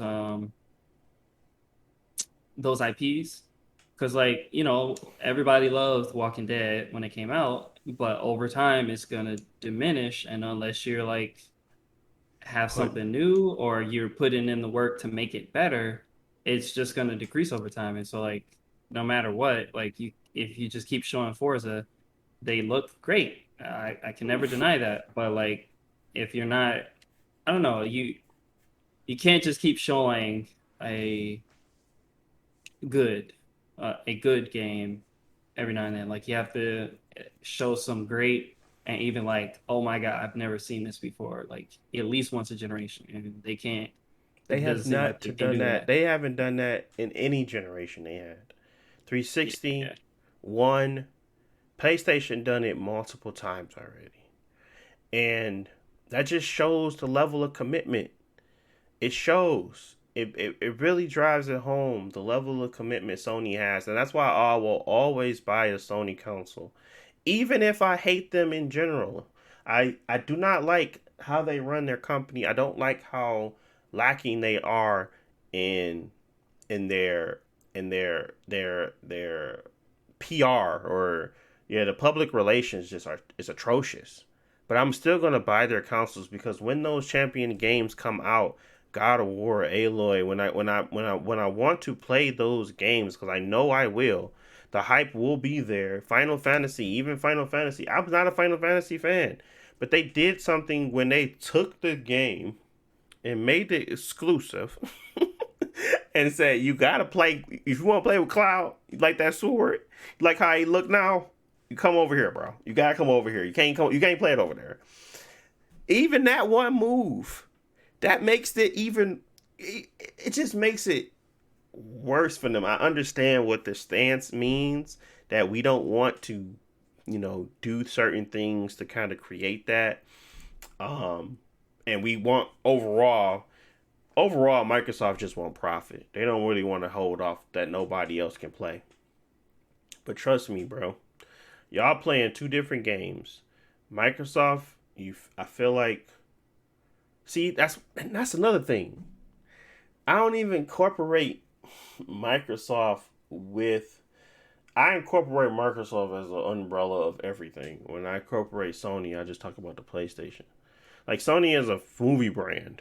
Sony is like And they movies are trash, but yes, most of the time, and it's like, they still around because of PlayStation. dude, and they bought certain things. Like I said, they bought Spider-Man, and now that's one of the biggest things. And they can't. And Disney had to play ball. Literally, they had to go back and say, we split it 50-50 with you, bro, just to get Spider-Man. And they kept it. That was probably one of the biggest acquisitions or even biggest purchases they could probably ever make, because it's just going to pay off tenfold. Spider-Man is obviously the biggest superhero in the world, and now that's associated with what? Sony and PlayStation, and always will be. So I can't stress it enough. When you playing chess and Microsoft is playing checkers, they just want the end goal. They want that one quick move, and they feel like they got it. They feel like, ooh, we got 40 games coming out next 12 months. Come play them. Like, no, I don't want to play none of them. I don't want to play any of them. I don't care to play any of them. I wouldn't spend $60 for none of them. So that just devalues that devalues you. Do you not get that? That devalues you. Like, do you not realize that people are still paying more for Sony games right now? Their games that they're bringing out, like, and I can't say that because you know what? Horizon was underwhelming in sales. I think I read an article about that, but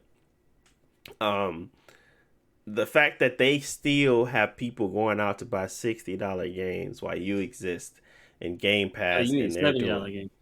it. Well, yes, again, $70 games, PlayStation 4s. People own PlayStation 4s still, and they like Terrence. Perfect example. he had plenty of times to buy an Xbox.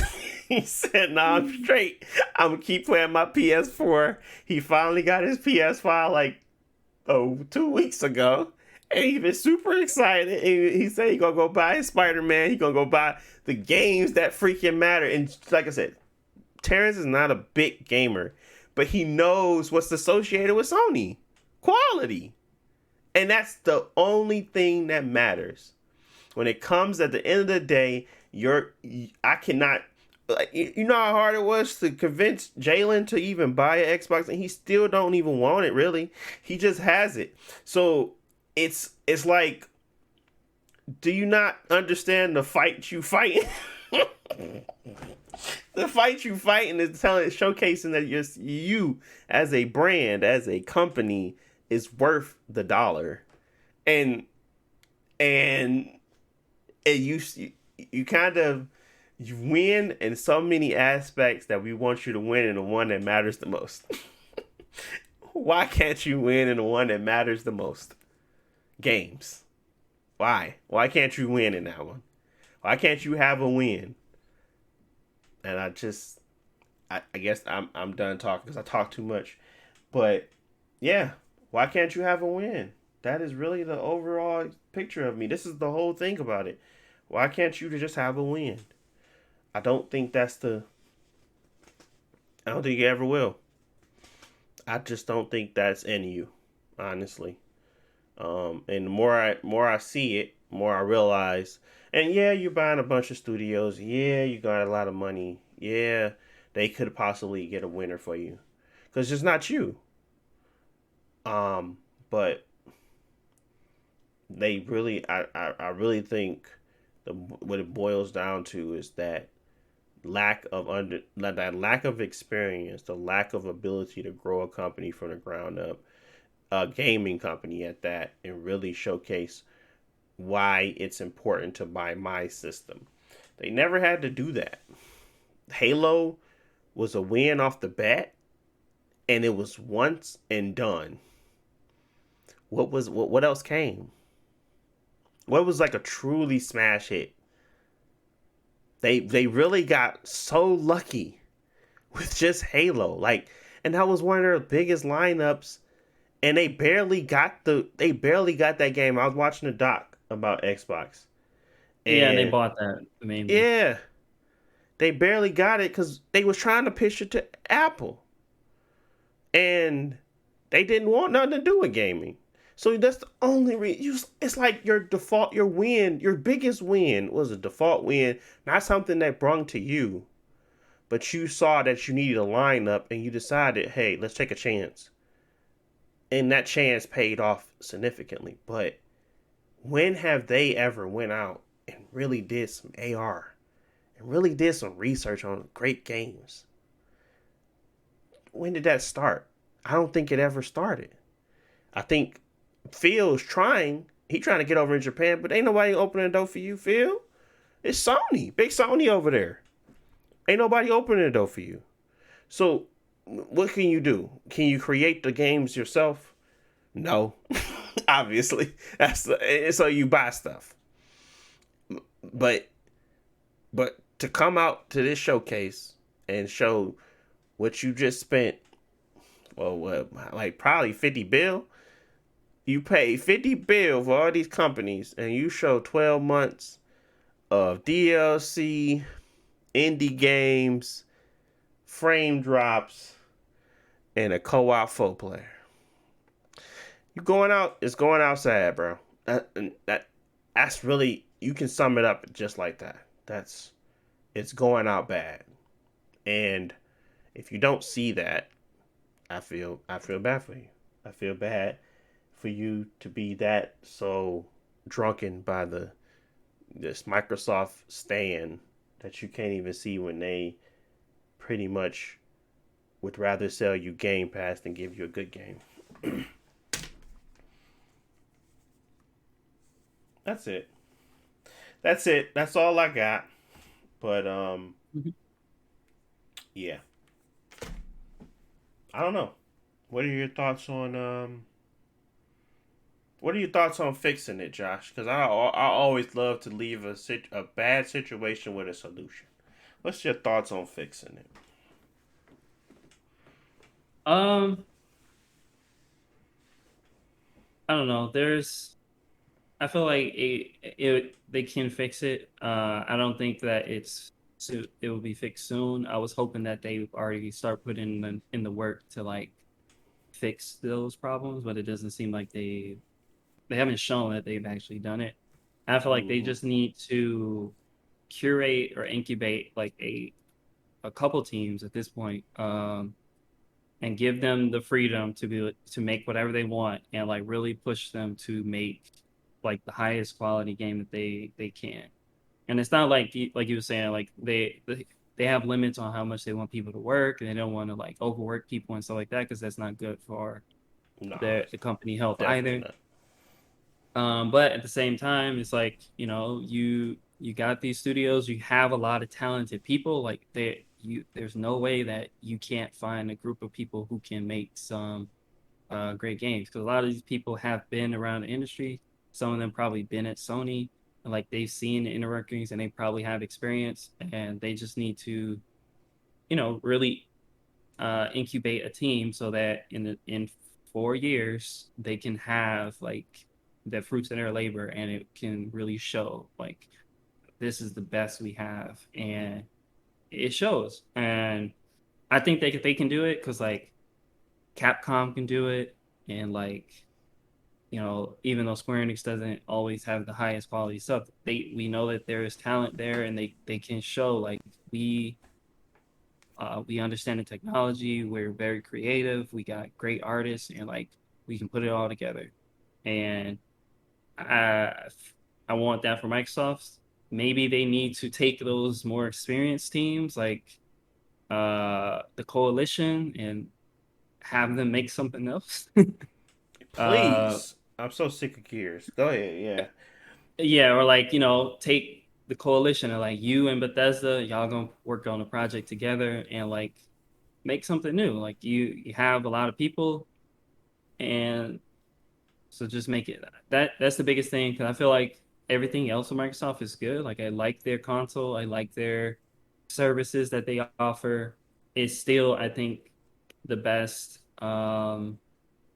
infrastructure of any console, but they just have to back it up with the actual software. And yeah, I don't think I don't know. I don't feel like it's impossible or it's too hard, but obviously it's not. There's some issues with Microsoft being able to do it. Yeah, I feel like they don't take the time to showcase and provide real, true, like value to a a character. Like even if they create something that's impactful, um, it's just like they don't see they don't see the value in that work. They don't see the value in it. They Yeah, found like the game will speak for itself. When sometimes that's not true. Like there's been plenty of times where a trailer or an additional look, another um a different perspective talking about why the world is unique that has sold me on a game more than just the name and the trailer. Like that that that matters. It matters a lot. And I don't know. I just think that whoever is working over there at Sony, obviously the state of plays is a failure to me. But before that, when they actually curated a conference, they did it in a much better sense. Like remember when they only show like 4 games, Last of Us Part Two, Ghost of Tsushima, God of War, and something else. Literally, they made that an experience. Like they did things to create this overwhelming hype for the true games that they do. And like, I mean, obviously music is a huge, you know, motivator and like a real. It provides a sense of I don't know how to say it, but it provides more than what you could actually um, do just by showing something like the orchestra coming out for God of War, and then as he showed off his face and showed the final character reveal for this new character, and the whole crowd went crazy. Like those types of moments.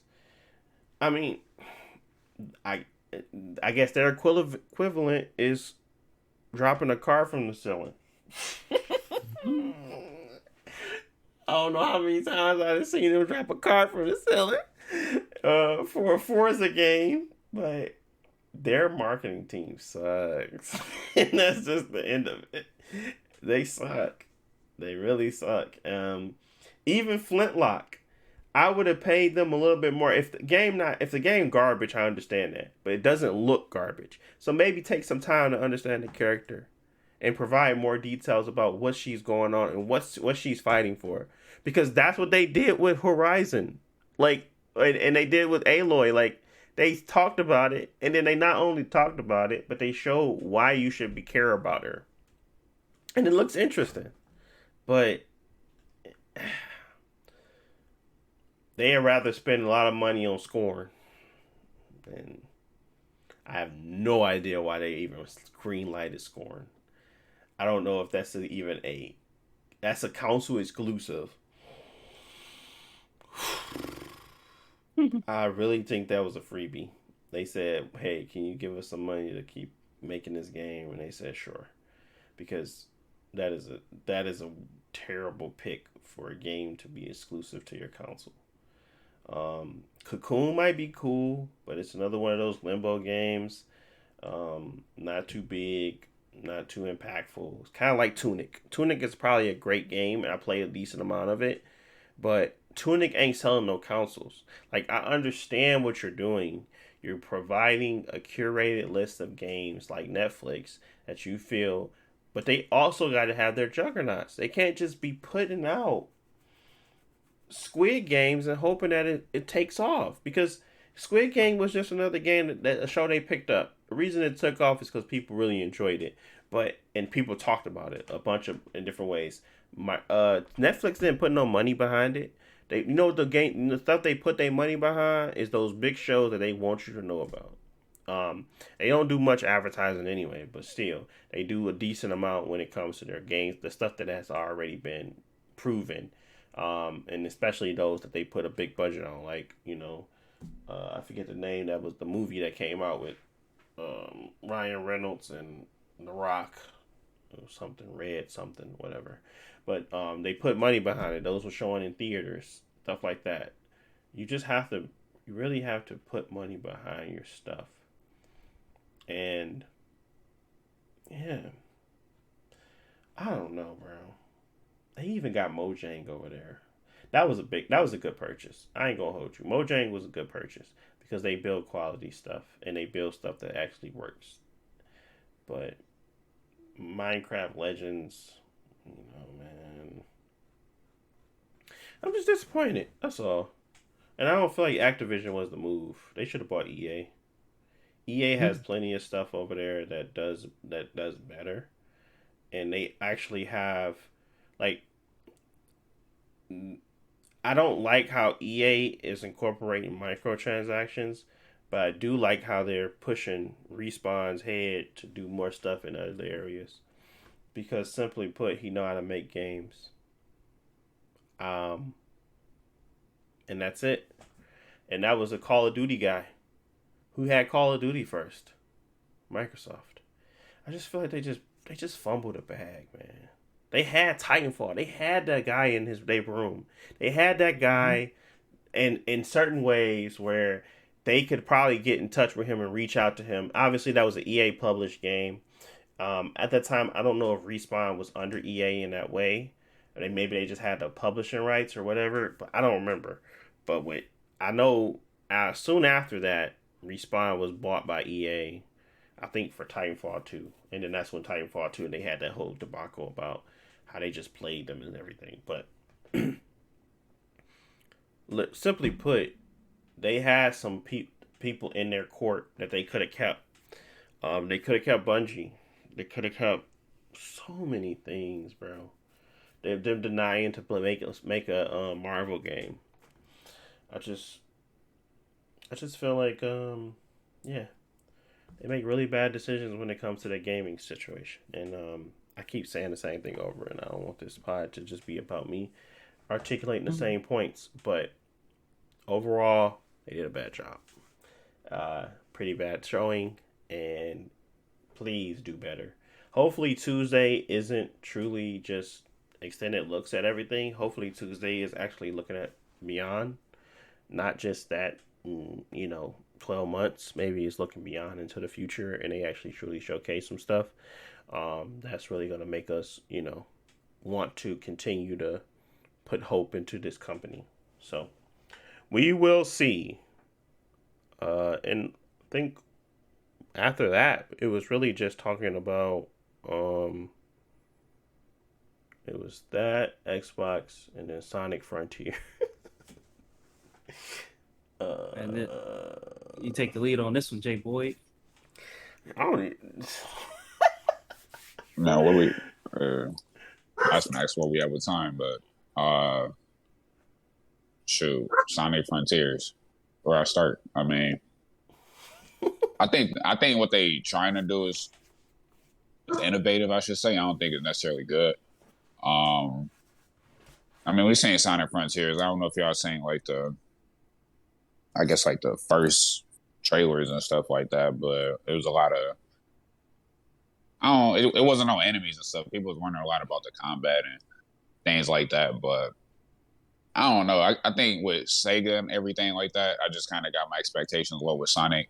Like Deontay had mentioned previously, no, he's talking about like Microsoft and things like that, but Sonic, they doing something else too. They got movies and stuff coming out too, so and they movies been doing pretty well apparently, but they game and stuff like that, they kind of been at a standstill ever since like Sonic Generations or you can even say like Sonic Unleashed and stuff because that's kind of where they hit they like peak with between that generations and colors. But I don't know how I feel about the open world. I mean, Sonic is supposed to be a little like I guess like a platformer game, like high speed. They used to always incorporate like time trials and different things like that you can do in the game. But with this open world aspect to it, I don't really know how fast can he really run and stuff like that.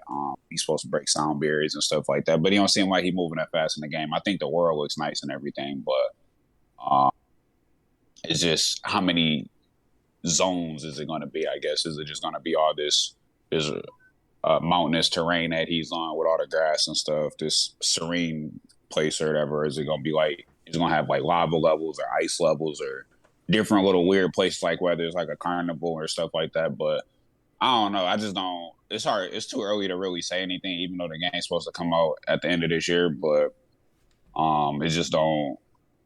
It don't look that enticing for you. Like, man, I really want to play the game. And they showed a little bit of combat stuff like that.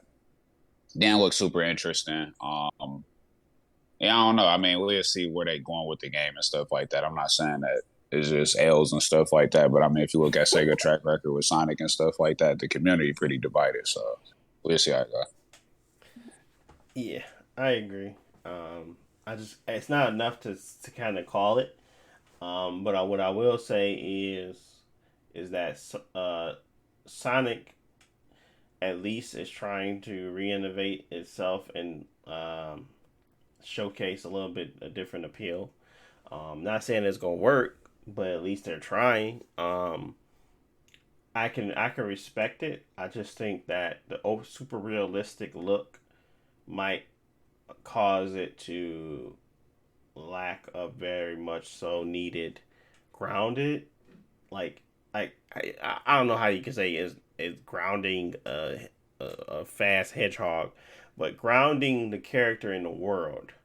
If he looks detached from the world and he looks like he's floating and not belong, it kind of takes you out the experience as if it's lacking. Zelda looks like he's supposed to be in that world because the artistic design was well thought out. This looks like they literally use Unreal Engine to create the world, and then they drop Sonic in it. Um, that's what causes me to take a step back and be like, well, did you actually put the time in? Did you actually really try to make this game good, or are you just trying to make a quick buck? Is this another Sonic Forces, or are you actually going to try this time? So I can give them points for trying a different concept, but I will not give them points for the variety and the current uh, graphics and design that they have chosen. The Yeah, artistic division is going to fail it in a lot of ways, in my opinion. I feel like it has a couple issues, but like the art style for me is probably the biggest. Not Mm, one, I don't think Sonic looks good in like the realistic style. I didn't think it looked good in Sonic '06 or whatever stuff like that. But the main thing is that nowadays with graphics looking so good, you can have a realistic art style, but it still feel like unique. Like Ghost of mhm. Tsushima, it looks very realistic, but also there's no game out that looks like it. Right. Where Sonic doesn't have that ability because it's a very basic, realistic looking game, and it doesn't really work for Sonic. And maybe they should have put some time to make it more cartoonish like Mario or Hmm. whatever, where those games, Mario Odyssey still looks like a good game because it has a unique style that's unique to Mario. Um, and that probably would have worked better for Sonic in this situation.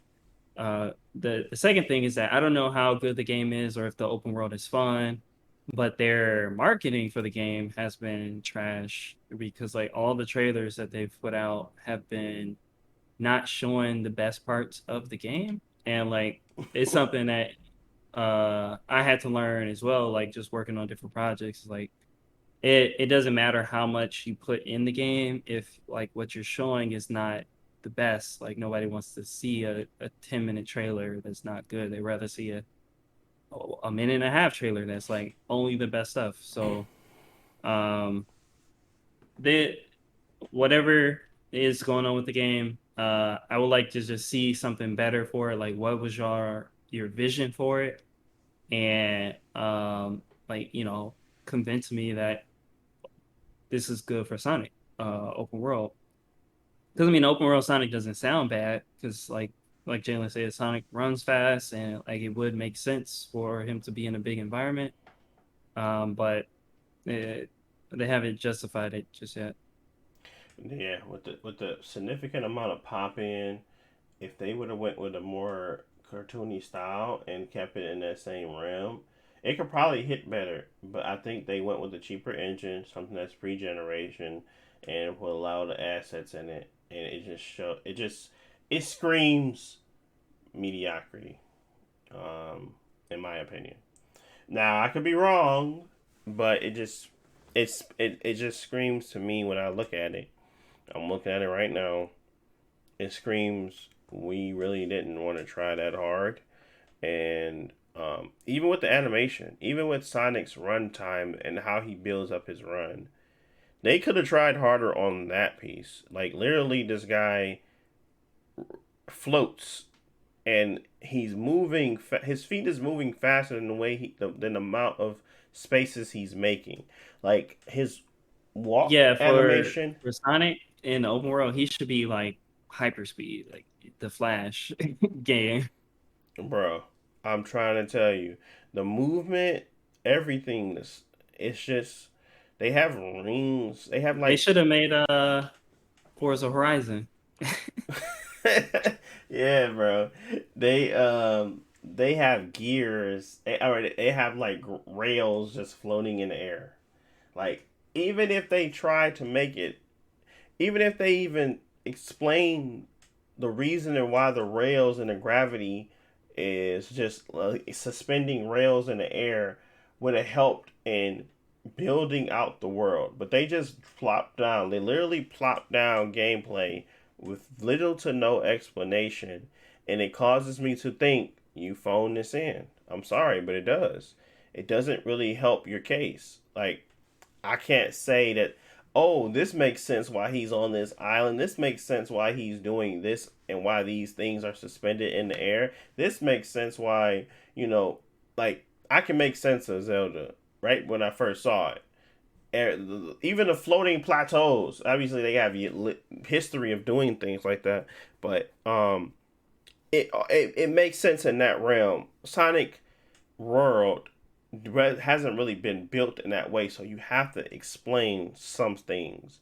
You can't just leave it up to interpretation, because what we're going to interpret is that you just got floating rails running around the world, and you really didn't have a reason to do it outside of to make him look and move faster, and that just I mean, screams. you can go ahead. No, go ahead.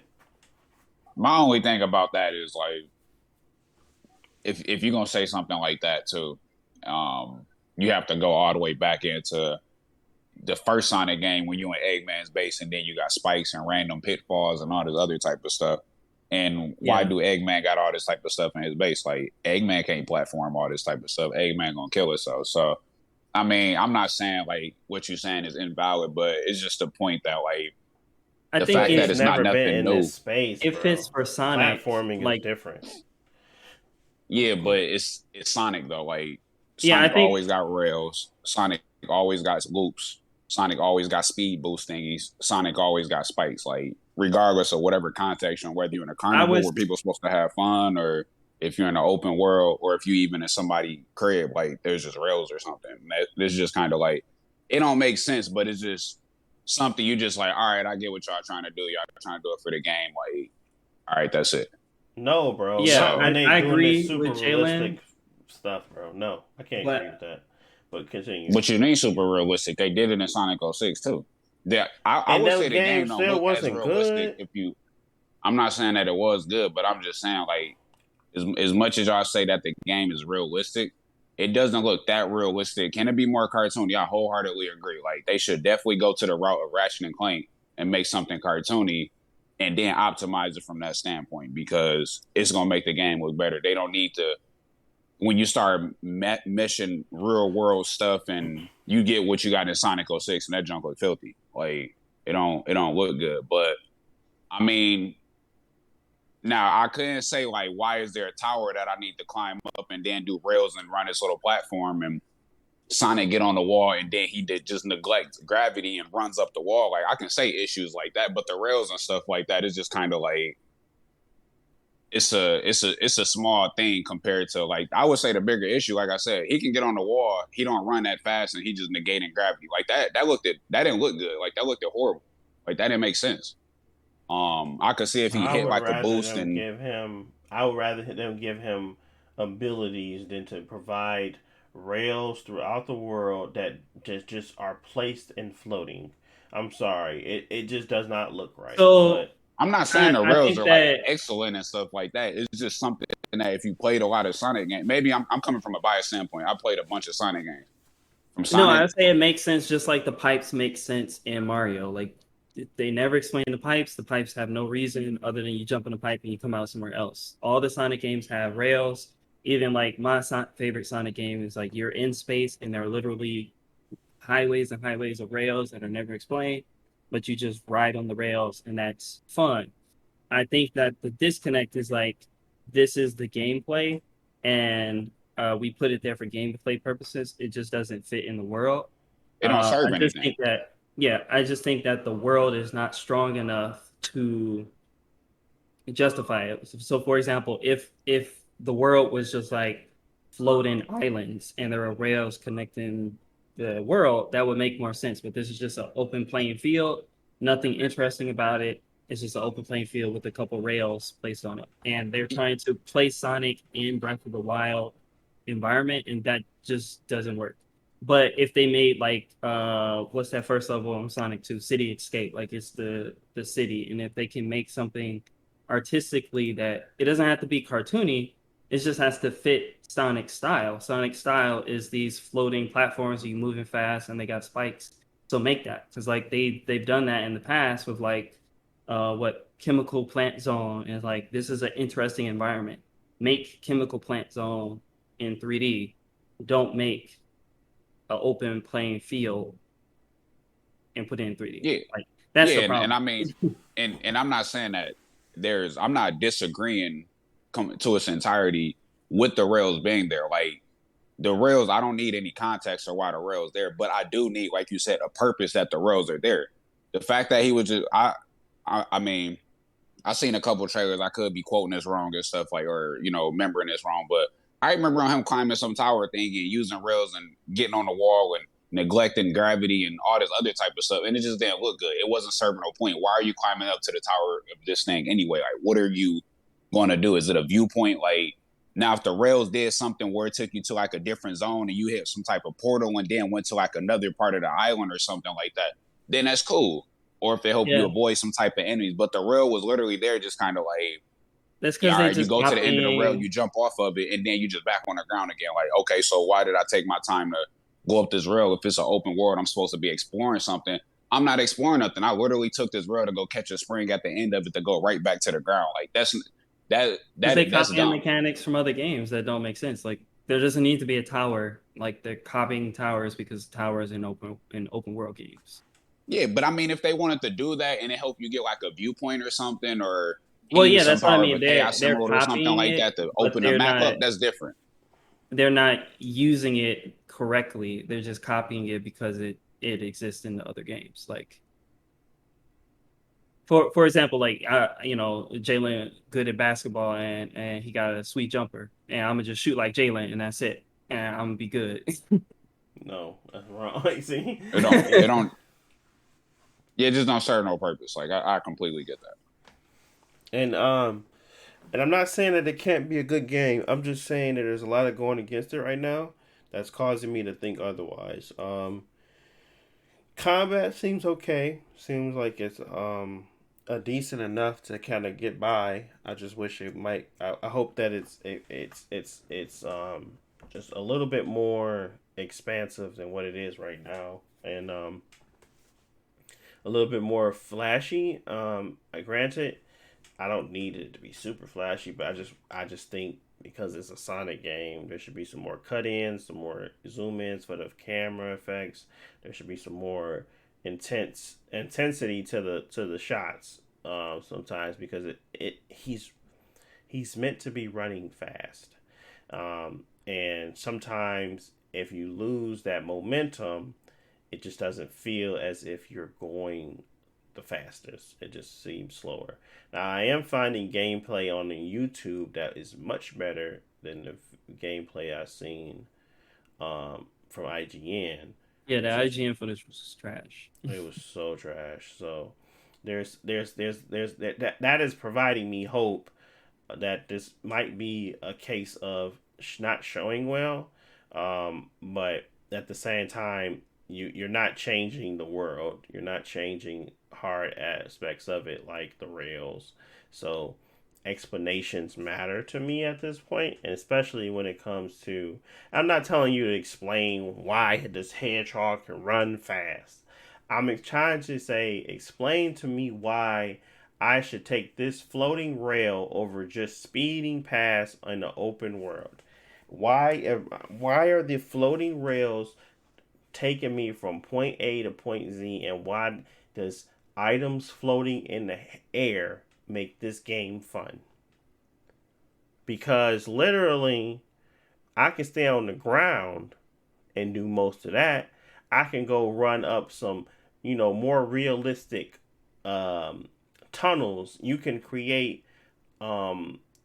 dungeons where you go underground and you have these big, vast, areas where you have to get through it quickly.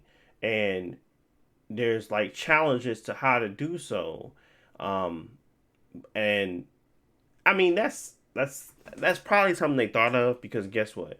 They just kind of ripped off what they ripped off Breath of the Wild, but the lack of polish, the lack of art direction, just tells me that it was rushed. So I'm not expecting much. My expectations are very low, but always nice to have a surprise every now and again. So. That's pretty much all I got for Sonic the Hedgehog. But yeah, I think we talked about a lot, and hopefully it was interesting. I didn't want to rant for long, but it just happens that way because um I feel like a lot of their problems are solvable and Xbox just doesn't get it. So that one probably is gonna it's always gonna get me to a point where it's like stop being stupid. But that's what they do. So I can't really say nothing. Um, but my expectation is if you spend a lot of money, you should have some type of results. If you're spending that much money, some of the quality should persist. Bethesda has made Doom, not Bethesda, but the companies that they bought that under Bethesda, they have made great games. I would love for you to showcase what they're working on, not Bethesda in itself. Obviously, you showed it off, and the results are the results. You know what you paid for. So Tango Gameworks, they're much better at animations, obviously. Doom, they're much better at animations, obviously. I think that's ID. Um, there's so many companies under Bethesda that yeah, it makes sense to buy Bethesda in its entirety, but don't spend money on their games thinking that they're going to be worth it because at the end of the day, um, this is what you're going to get for Elder Scroll. I have no doubt in my mind that Elder Scrolls is going to be disappointing. And that's a big statement. But the amount of time that has passed, the amount of anticipation, the amount of care that Bethesda puts into Bethesda, I'm not talking about their companies below them, Bethesda puts into their games, and the amount of time they have had to sit on it and still not shown it, tells me all I need to know about Elder Scrolls and that new game. So you heard it first here. The game is not going to be. It's not going to meet your expectations. And I'm not saying it's going to be a terrible game, but it's definitely not going to meet your expectations. And there's going to be other options out there that give you a much better experience. It might be from Oblivion. It might be from another Xbox camp. But at the end of the day, stop waiting on the Elder Scrolls. It just ain't going to live up to it. It ain't going to live up to your expectations. I can guarantee that. I'm still trying to figure out why people care for them Elder Scroll games like that, bro. I mean, I couldn't tell you, bro. I think we missed that. I think we missed that that bus, to be honest, which is fine. It wasn't a bust to miss. The game ugly. Like it's simple. Never mind. The podcast ending. Go ahead. That junk just pissed me off. And they keep coming out the game and they really getting off. But like, bro, that game came out in like 2008, right? Or when did that game come out? I think it was like 10 or 11. 2011. Okay, that game has. I've tried to play that game twice. My brother liked it, which is fine. I just feel like I couldn't get into it, not for graphics, but the polish. It's always polished for me. I'd be like, bro, I don't want to play your janky game because it's a good game underneath the jank. Even after you patched it and patched it and patched it and patched it, got it to 60 FPS, I still can't play your janky game. I can't run up a hill and just keep hitting the wall and getting all the way up because that's what your game allows. Like, sometimes I just feel like there's a lack of quality in Bethesda that will never be met for me in their games. And that's fine because I don't need to play their games. There's plenty of other games out there that's great. I just don't understand the champion of said games because Fallout 4 did not meet the expectations of after Fallout 3. Outer Worlds probably give you a better experience, a better story, and better polish. And yet, it wasn't like the best-selling game out there. So you already have Obsidian. Why go by Bethesda? Obsidian is obviously the better company, in my opinion. They're the better company, as in regards to they made probably the most coveted Fallout game, New Vegas, and they are making games of Bethesda. Why buy Bethesda? Why not just make that company much better than Bethesda? Obviously, you might want Doom, you might want those characters to be under your umbrella, which is fine. It makes sense in some ways, but 7 bill is 7 bill, and you probably could have made probably four very good games off of 7 bill. Probably more than that. 7 bill is a lot of money. It doesn't take that much to make a great game. It just takes the time and patience and the ability to understand that you can't rush those things.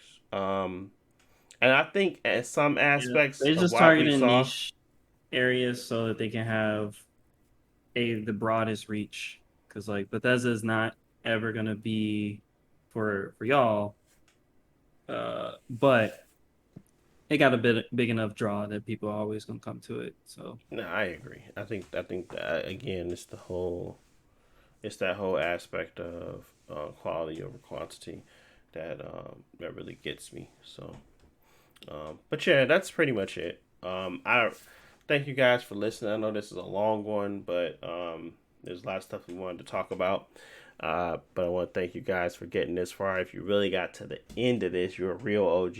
Let me know what you guys think as well in the comment section, because this will be posted on my YouTube channel at BCD Universe. If you want to discuss, if you have a difference of opinion, if you think that was showcase was amazing, I hear you out, but I'm still gonna call you crazy. But yeah, thank you for listening, and we will talk to you guys in 2 weeks. Probably gonna talk about what's gonna be shown at that extended. Hopefully, it's something more important. And yeah, thanks for listening. Peace.